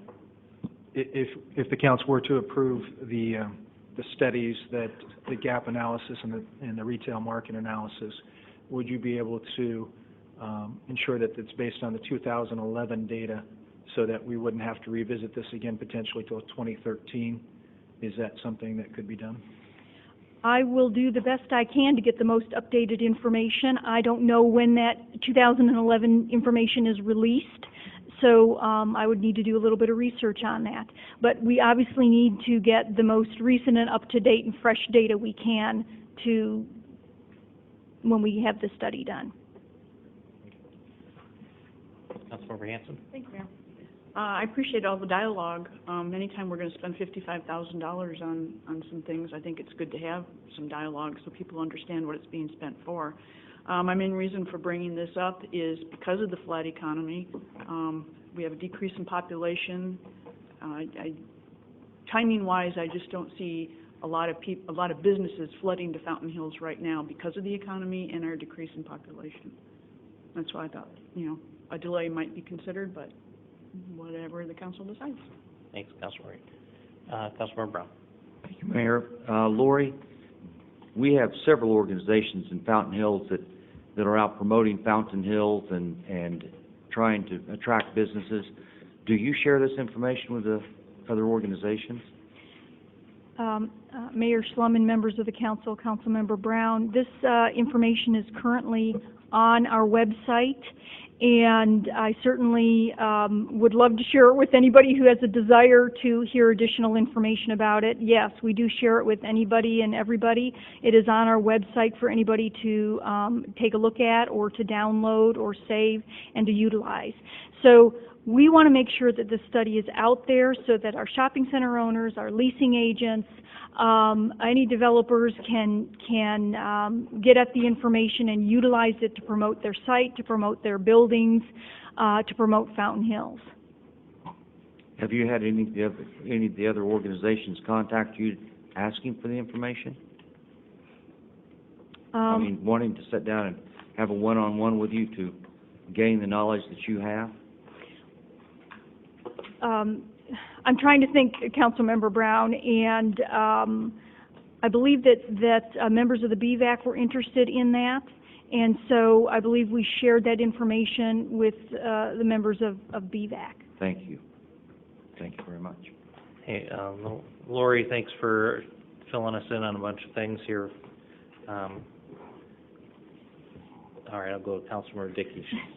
Thank you, Mayor. He's waving me down here. I just have a general question, just because we obviously want to attract people here. Did we have a literally decrease in population from the census? Or was that because of that mid one, which was an estimate?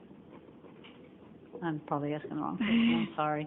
But I don't remember now if it, from the 10-year census, the population went up. Our problem was the fact, well, yeah, that's right, Julie, you know this, thanks. Mayor, members of the council, the 2010 census data, population data, decreased if we compared it to the 2005 census. The 2005 census is not a true census that they go door to door. It's actually an estimate. And so what we're going through now with the Census Bureau is trying to challenge that and see if there was some issues that we have. We're finding a couple of things that perhaps led to the 2005 census being a little bit higher than what it should have been, and that's based on the boundaries of the town, what the census data was using. So the 2005 one was probably not accurate. So the 2010 one definitely was, as was the 2000. Thank you. All right, thanks. And Lori, I think what ULI and the Downtown Vision Plan and a whole lot of discussion and consultation amongst ourselves has tended now to focus not necessarily away from bringing retail here, because retail is important, but the tone over the last year has certainly been about bringing daytime population and jobs here. I think it's I'll just point out the Avenue to the Fountain from Sofrita down to Saguaro, where All American Grill is. Most people might not recognize that there's a business above All American Grill, Brokers Alliance there, that has lots of employees that have to eat lunch and they don't take the summers off. We need a lot more of our daytime population bulked up and businesses to start opening here that provide more jobs to give the customers to these retail organizations so that they can be successful. We have too many that are struggling because of that lack of traffic. And these daytime population, these businesses that bring in workers, not only provide jobs so that we don't have to leave town, but if we're not leaving town to go to work, we can actually have lunch here in Fountain Hills and not drive as much and enjoy a higher quality of life. But we can also bring people to Fountain Hills from other parts of the valley. Right now, what is our, you said a 27-minute average commute, I think, at one of our meetings, and how many people could actually work in Fountain Hills that are available in the workplace with 27-minute drive if they're coming this way rather than going the other way? How many folks are available? There's 123,000 workers in it's 29 minutes in a 29-minute one-way commute, and that is the average one-way commute time in the Metro Phoenix area. And there's 123,000 workers in a 29-minute one-way commute from the town of Fountain Hills. Within those 123,000 available workers, 70% of those are white-collar workers. And we are working right now on a program with some of the office owners, the owners of office buildings, as well as leasing agents of office space in town, to help fill those spaces. Because we believe we have significant competitive advantages to locating a business and operating it in here, and I'm talking about a non-retail business. And so we are working with those property owners and leasing agents to fill that space. Fountain Hills is a great place to bring a business to. We think that there's some great competitive advantages, and they're able to find available workers, and hopefully those jobs will also be available and open to our citizens, so they don't have to leave town. Are there tools you need to, I mean, correct me if I'm wrong, but I think this probably came from you in the first place. We need to build up our economic footprint with workers here, daytime population, so that we can support our businesses throughout the year. Are there tools you need to help get that done? I know, the likes of Brokers Alliance and Christensen Computer and some of these other small to mid-sized corporations that base themselves here in Fountain Hills do so for a particular reason. Are there ways to attract similar types of businesses to get more jobs here in Fountain Hills that you need tools for?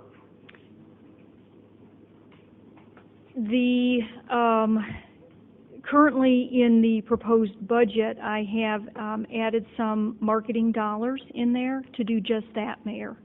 And I have asked the town manager for time on a council meeting in August to share with you all. You all are getting that information on the weekly reports, but to share with you all an overall comprehensive look at what we're doing to do just that, Mayor.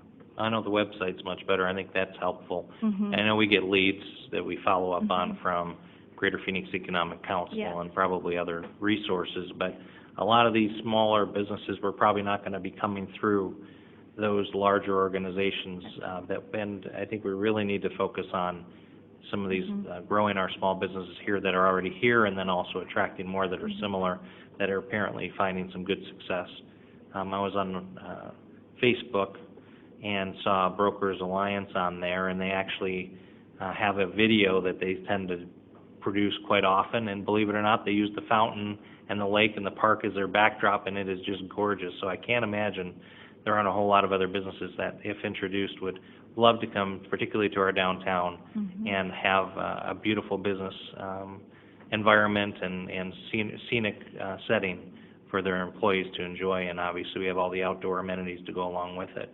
That avenue is going to get beefed up, particularly between those two businesses, and then we just need to continue to expand it. Obviously we want some entertainment like a theater and movie theater and those types of things downtown are available in our community as well. I know you won't take the eye off the ball there, but we do need to make sure we have the foundation in place for our retail to be successful, which is people to shop.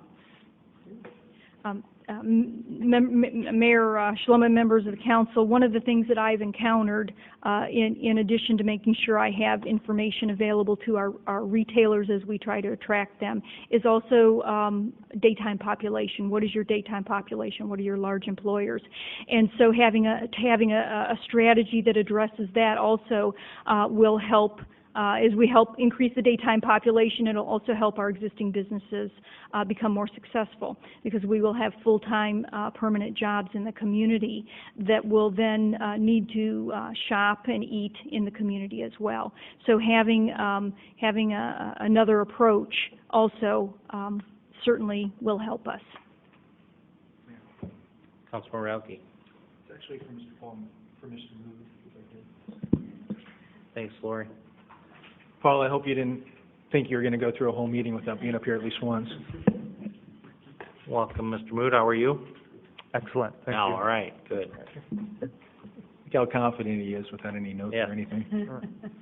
It's in line of we were just talking about infrastructure, and this year during the executive budget committee meetings, we made a real commitment to the downtown area and spending some dollars downtown and working on the infrastructure so we can provide that foundation for whatever is going to happen downtown as far as businesses and that sort of thing. Can you speak a little bit to the monies that are budgeted for the downtown area that I think it's in the range of 450,000. Sure, Mayor and council members. Right now in this year's budget, we had some money in professional engineering services where we're getting some just landscape concepts done. Next year, we had budgeted $450,000 a year over 4 years, so it's $450,000 each of the next 4 years. I believe 250 of that is from the downtown fund and 200 each year is from the capital improvement fund. What we would like to do is bring those concept drawings to council at a work study this fall, so we can get input from the council and public input. The main items we would see doing, and hopefully we would be able to start a design and get it able to bid out next spring after the fair in February. What that would let us do is get the design done. One of the main things we need to do is work underground. A lot of that infrastructure is particularly old. There's a 4-inch irrigation line that runs underground that you see the landscape maintenance crews constantly digging holes and doing repairs. There is some old electrical service out there that we need to upgrade, so we need to get the stuff done underground first. We would like to bid that project out hopefully in the spring, and what that would do is let us use the part of the monies for next fiscal year, and then we would straddle the following fiscal year and do the improvements above ground. One of the main things that we'll be talking about with council is a lot of the trees are big and they provide a lot of shade, but they also do a lot of damage. There's not proper irrigation for trees out there. They're just getting water from the surface, so the roots come up, damaging fountains, damaging the curbs. So we want to look at that. So the main focus for the first 2 years of the program would be what we call the east median. So that would be from Verde River down to the avenue, and then depending on the bond election for street improvements on Saguaro, we haven't really touched on by the fountain right at the intersection. We want to maintain the fountains as much as possible, but again, they are very old and some of them have leaks that we can identify, so they're on automatic timers to get refilled every day. So we need to look at those. And then in the area, right now the concept shows the area in front of basically Sofritas, where it's kind of an open concrete area, kind of hodgepodge of concrete. We're going to have like an open grass area with maybe like a covered venue where we could have performances and certain things throughout the year. And then we would do that East Avenue the first 2 years, and then we would move to the western part up front here in the final 2 years. So that's what we hope to bring to you guys in the fall. Okay, now as far as the conceptual designs, those are designs that are being put together as discussion pieces or at least options. Correct. It's conceptual. There's no hard engineering at all. And then in the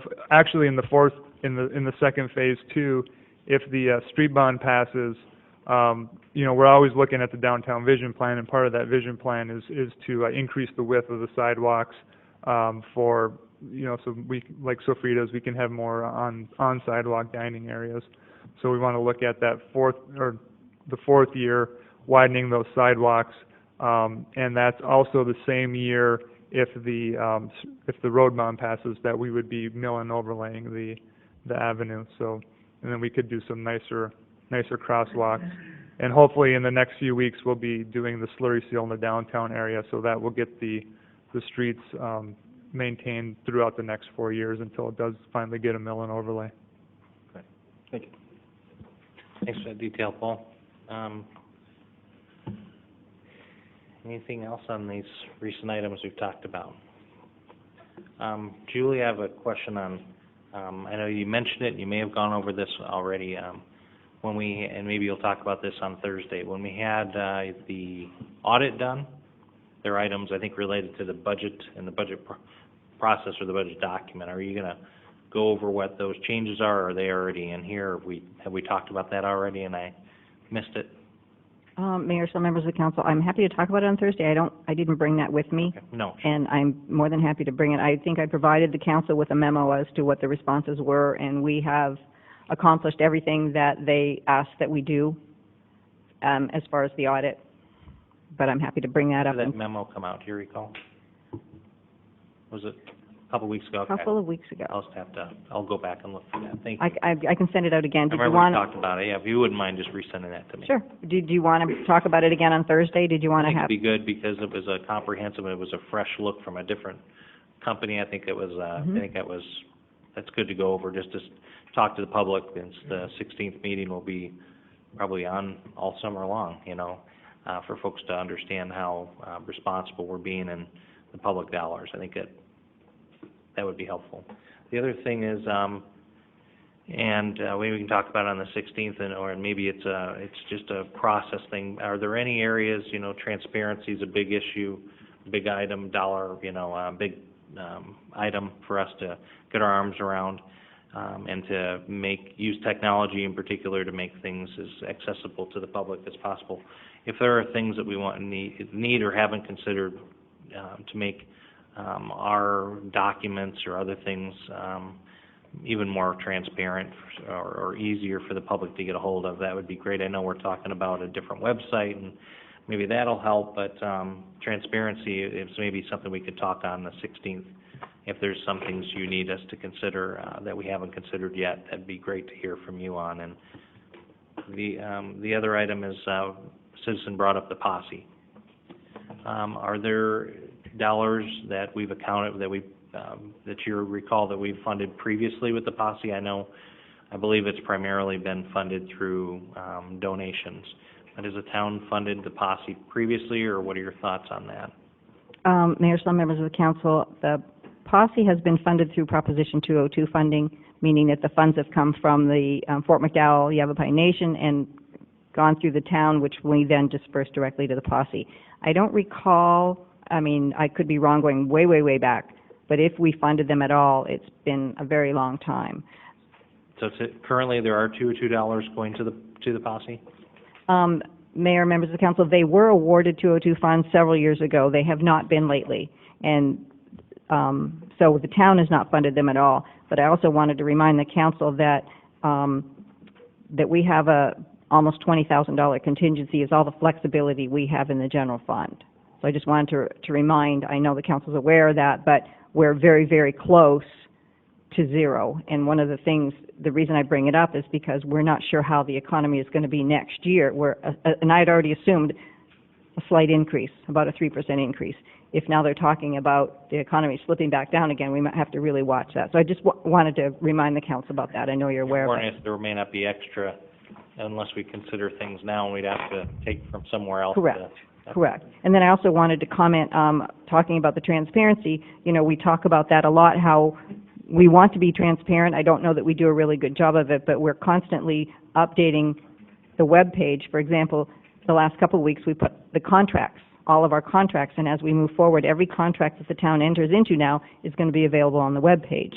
We're moving towards the point where we're going to start putting all the expenditures on the web page. We just need to figure out what kind of format to do that. So we're trying very hard to be more transparent as much as we can. So Finding things sometimes, because the contracts before were there, they were just in a packet, right? So sometimes it's just finding things and searching for them, like a Google type search through our website may not always pull up what folks are looking for. I think that's often it, and if there's ways to improve that, that's great. But making it, more visible is helpful, but a lot of times folks are just searching for certain things, and that's sometimes hard to come up with. Even though it's there somewhere, it's just not associated with the words that are being searched. That'd be great, but with regards to the posse, is there, and they take donations, and I know sometimes people do the vacation watch, and they might throw them a couple dollars, but often sometimes they don't give them anything, but those folks really are doing a lot, as Mr.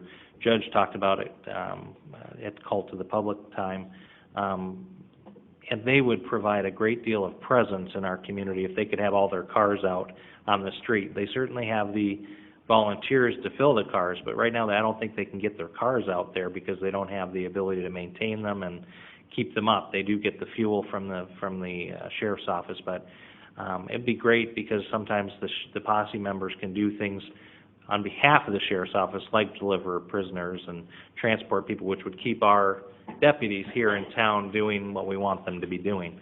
But also the presence is, their cars look very similar to the sheriff's office, so just a stepped up presence and patrol would be just tremendous to have, and for that investment of roughly $10,000 to $12,000 per vehicle per year. I really hope the citizenry comes up and supports the posse.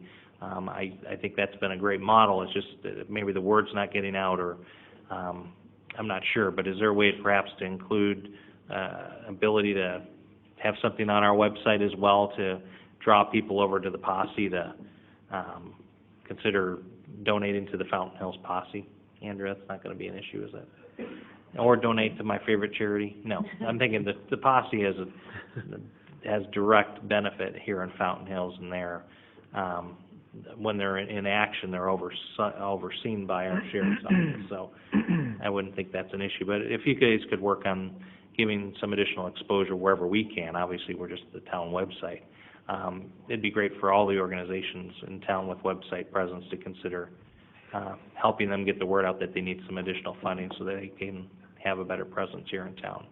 I know their banner's up over at the trailer, so I noticed that. I think that's relatively new, so they're trying to do some marketing to let folks know they could do more with some more money, and it is a tremendous return on investment in particular, and it's great to have all those volunteers. I want them to be out there doing what they love and getting the return on their $2,000 per person investment they've already made on their uniforms and other things. That's all I had, Julie. Councilmember Elke. Just shifting gears. Yeah. That's okay. I'd like to ask have the town manager kind of summarize email from staff that council received recently regarding some developments at the food bank. I think it's important to discuss that, considering the monies that we're talking about funding for them for this year, and I think that's something that should be at least discussed and brought out in the open as well. And also maybe the process on funding, because go ahead, Rick. Thank you. Sure. Mayor and Council, some months ago, there was an enterprise or an endeavor that started over at the food bank that involved serving of food. I think it was fish and chips, and they were quite successful at that, and decided that they would install a kitchen at the food bank and begin more of an enterprise there. This did not come to our attention until after about 3/4 of the way through the construction of the kitchen. To this point, no fees are related to plan review. Permits have been paid. However, we have made contact with the the parties that are involved in constructing that facility, and explain some of the things that they need to do in order to comply with the law. Also, fire department is also aware of the situation, and they have likewise not provided any inspections with regard to necessary firewalls, hood, equipment, et cetera, that's necessary to make sure that's a safe facility. So at this point, I don't believe we've been paid anything or we've provided any services to point. The project has been red tagged by the town, though.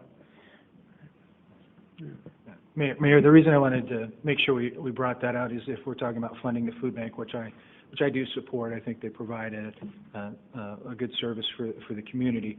But I think it's important to make sure that we're discussing these things out in the open. If the food bank hasn't gotten appropriate permits, hasn't had the inspections, hasn't done what they're supposed to, maybe perhaps operating a commercial or a business out of there and the town supporting them, I think it's important that we at least discuss at the appropriate time in the future what the funding are going to be going, what's it going to be going for. Because certainly we can't be using town dollars to support a business venture or anything like that. So I think probably before we cut a check, if we are to allocate the funds as they are in the budget now, that we have someone from the food bank come forward and discuss what those funds are specifically going to be used for, because I think that's very important. We talk about transparency, and I think having this out there too for discussion is very important as well. Yep, great. Yep, very good. Councilmember Dickey. Mayor, thank you. That kind of brings up that whole subject then. What, Councilman Elke, do you think is happening now? Are you going to be meeting individually with the current contractors or is it going to be more of an internal, maybe decision-making on our part on what we actually want to see? How do you see that going forward? I think at this point, it sort of looks like what we talked about a couple of meetings ago, which is we'll have amounts, but not exactly know how we're going forward to spend those amounts, or if we even do.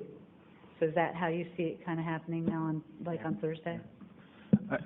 I don't know that Thursday we would be able to specifically nail down everything that's going to happen. What's been discussed, and this isn't just solely my idea, this is certainly something that's been discussed in the Executive Budget Committee, is that we allocate the funds for the groups that we're talking about, the 4 groups, and that, I've advocated that we have a contract that we view the chamber a bit different, that we have a contract with them. But in any event, what I believe that we should do is have the funding source there, and then have the groups that we're going to be funding come in and just talk about and say, we'd like to have, in the instance of perhaps the theater, we'd like the town to sponsor this particular production, just by way of example.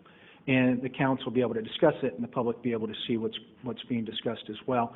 And we have that process, as opposed to specifically saying you're going to do X, Y, and Z, that we have that process, and then we can allocate the funds, in appropriate amounts for whatever it is that's being requested.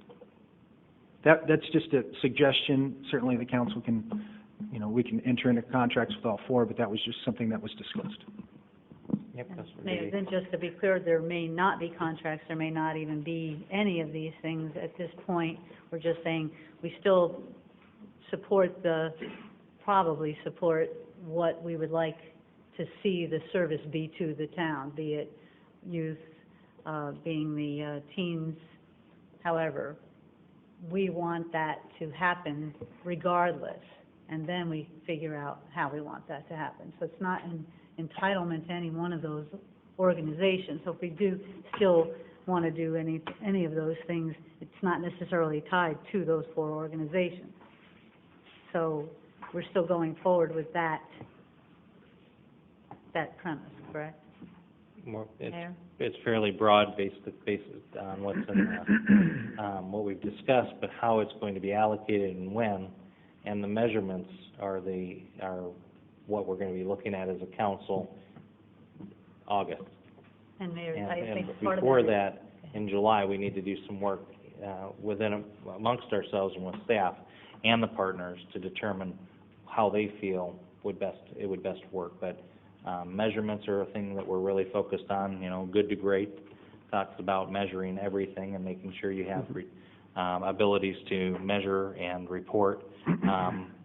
So that'll be something, but we may ask for something specific for a deliverable from one of our partners that we think as a council we want to have, rather than something that's more broad than what it says today, just to be clear.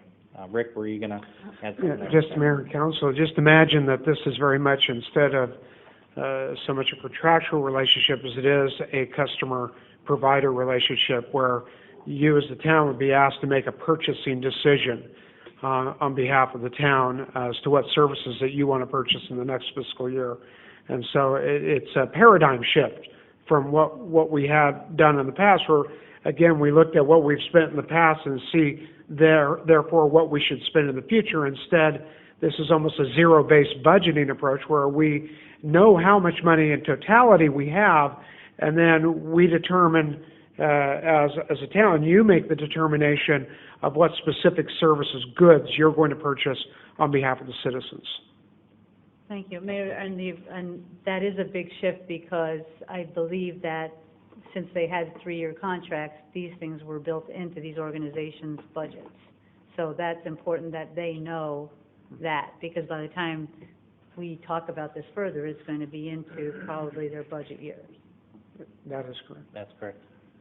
Yep, good clarification.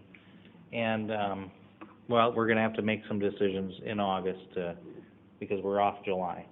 But we're going to have our homework done through July so that we're prepared for August on some of these items. Some of them we may not want for some time, but perhaps we will want some earlier, or we'd want to have efforts continue and not just stop for a period of time. Right. Anything else, council?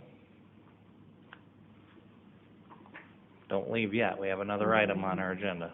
So, thank you. The next item is discussion with possible direction to staff regarding the town's naming policy, naming policy, Resolution 2006-08. Andrew or Rick, who's up here? Rick? Yes, so we're both looking at each other. I'll lead it off here. Some weeks ago, Mayor and Council, we had discussed what changes were possibly appropriate for our naming policy. There have been requests made and suggestions made in the past as to how we can memorialize individuals in town, and certainly I think all are eager to do that, but in a uniform way. It makes sense. Looked at our previous policy, and there were two ambiguities, or at least one in particular, and another one that I think you wanted to look at. We asked legal to adjust that language, make some suggestions for you for your review.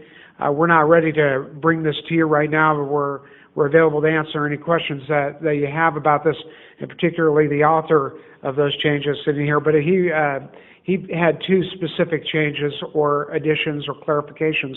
One pertained to what the definition of a public facility is, and the other major one was how long does a person need to be deceased before we feel comfortable in naming a facility after them. So most of the other language, there was some cleanup done, some specificity added to the language, clarifications. But if you concentrate on those two factors or elements, that pretty much captures the questions that we perceived you had at the last meeting. So if you have any questions, we certainly want to make sure you feel comfortable in August reviewing these changes and possibly enacting or otherwise adopting the changes to the policy so we can move on. We have some initiatives coming forward. It'd be timely to be able to consider those. Good, Rick. The red line, that document that we have in our packet for consideration in August, there are a lot of red lines on that document, and I'm happy to see a lot of them are crossed out. So it seems to be trying to simplify it as well as clarifying that. Yeah. This will not affect things that we've talked, 4 or 5 months ago about Cotillo Plaza and the fact that that's already a done deal and was done before, and we've already talked about that. This is things going forward and helping to clarify so that we don't, so that we move forward in the direction we council desires. Move forward to how we're doing. If this is something we can talk about, obviously it's sensitive, you want to have a process. We haven't done a lot of naming of things after anyone, but we did good to have a process. The senior activity center, that was very appropriate. I'm glad we did that. We've also talked about Cotillo Circle. Plaza, sorry. I still look at it as a circle. And that's really going to receive quite a few improvements, and that's a good one. But no, I mean, it's something good to have in place. Andrew, do you have anything to add on this? Mr. Mayor, members of the council, just some explanation. The document you have in front of you has a lot of color in it, so make sure you understand what you're looking at. The green, whether it's strike through or just plain green text, is moved from somewhere else. The direction I was pretty clear on the last time is that we had a couple of different ways of approaching it depending upon what kind of facility it was. This is broken down now a little differently to try and make it clear that there's certain processes that are universal to all the things. There are policy statements first, there are processes that are common to both, and then the things that are unique are set out as unique so that it's easy to quickly see what pieces are different. And in doing so, we clarified a little bit the facilities definition that Councilman Rielke asked for and tried to just provide a little more condensed process that was easy to follow. The other one was a product of a lot of discussion, so I wanted to get this out to you in a version that everybody could see what was new, what was old, what was added, what was moved around essentially, and then at whatever time you feel like bringing it back to discuss any changes, we'd be happy to do that. Andrew, in the green strike-throughs, does that mean it was moved to a different section? Okay, so those aren't all just gone. Thank you for clarifying that. Any discussion on that? All right, we're not taking action on that tonight, just for discussion. All right, Rick, anything to update us on? I think that's it. We're looking forward to Thursday. I appreciate very much your patience and your work and diligence in helping us get through this. You may recall this process started back in 2010, so we're very happy to bring this home. Budget process begins again in August, so and look forward to 2013 and planning for that. I saw a lot of great Flag Day posts on Facebook today, so I know we got a lot of flags out today. Ginny's wearing her flag, great. We got our flag flying here, of course, but it's a great Flag Day, and I've had an update. Talked to Honorable Council Melendez, the youth and the chaperones, 50 plus of them, are doing great down in El Salvador. Yep. And they will return Friday morning, early, like 3 in the morning. So we hope to have an update or presentation from them, perhaps come in to Town Hall and give us a review, and then put that on Channel 11 so they can share all their things. But also you can follow them on Facebook. They've got some tremendous posts and pictures. It's really cool to see, and they are working their tails off. But all is safe, and very positive reports from Council Melendez. I feel like the spa pictures. The spa pictures look really rough, a few of them. Got to hit a spa for a couple hours. Councilmember Elke? Okay. All right, look for a motion to adjourn. Second, all in favor? Aye. Thank you.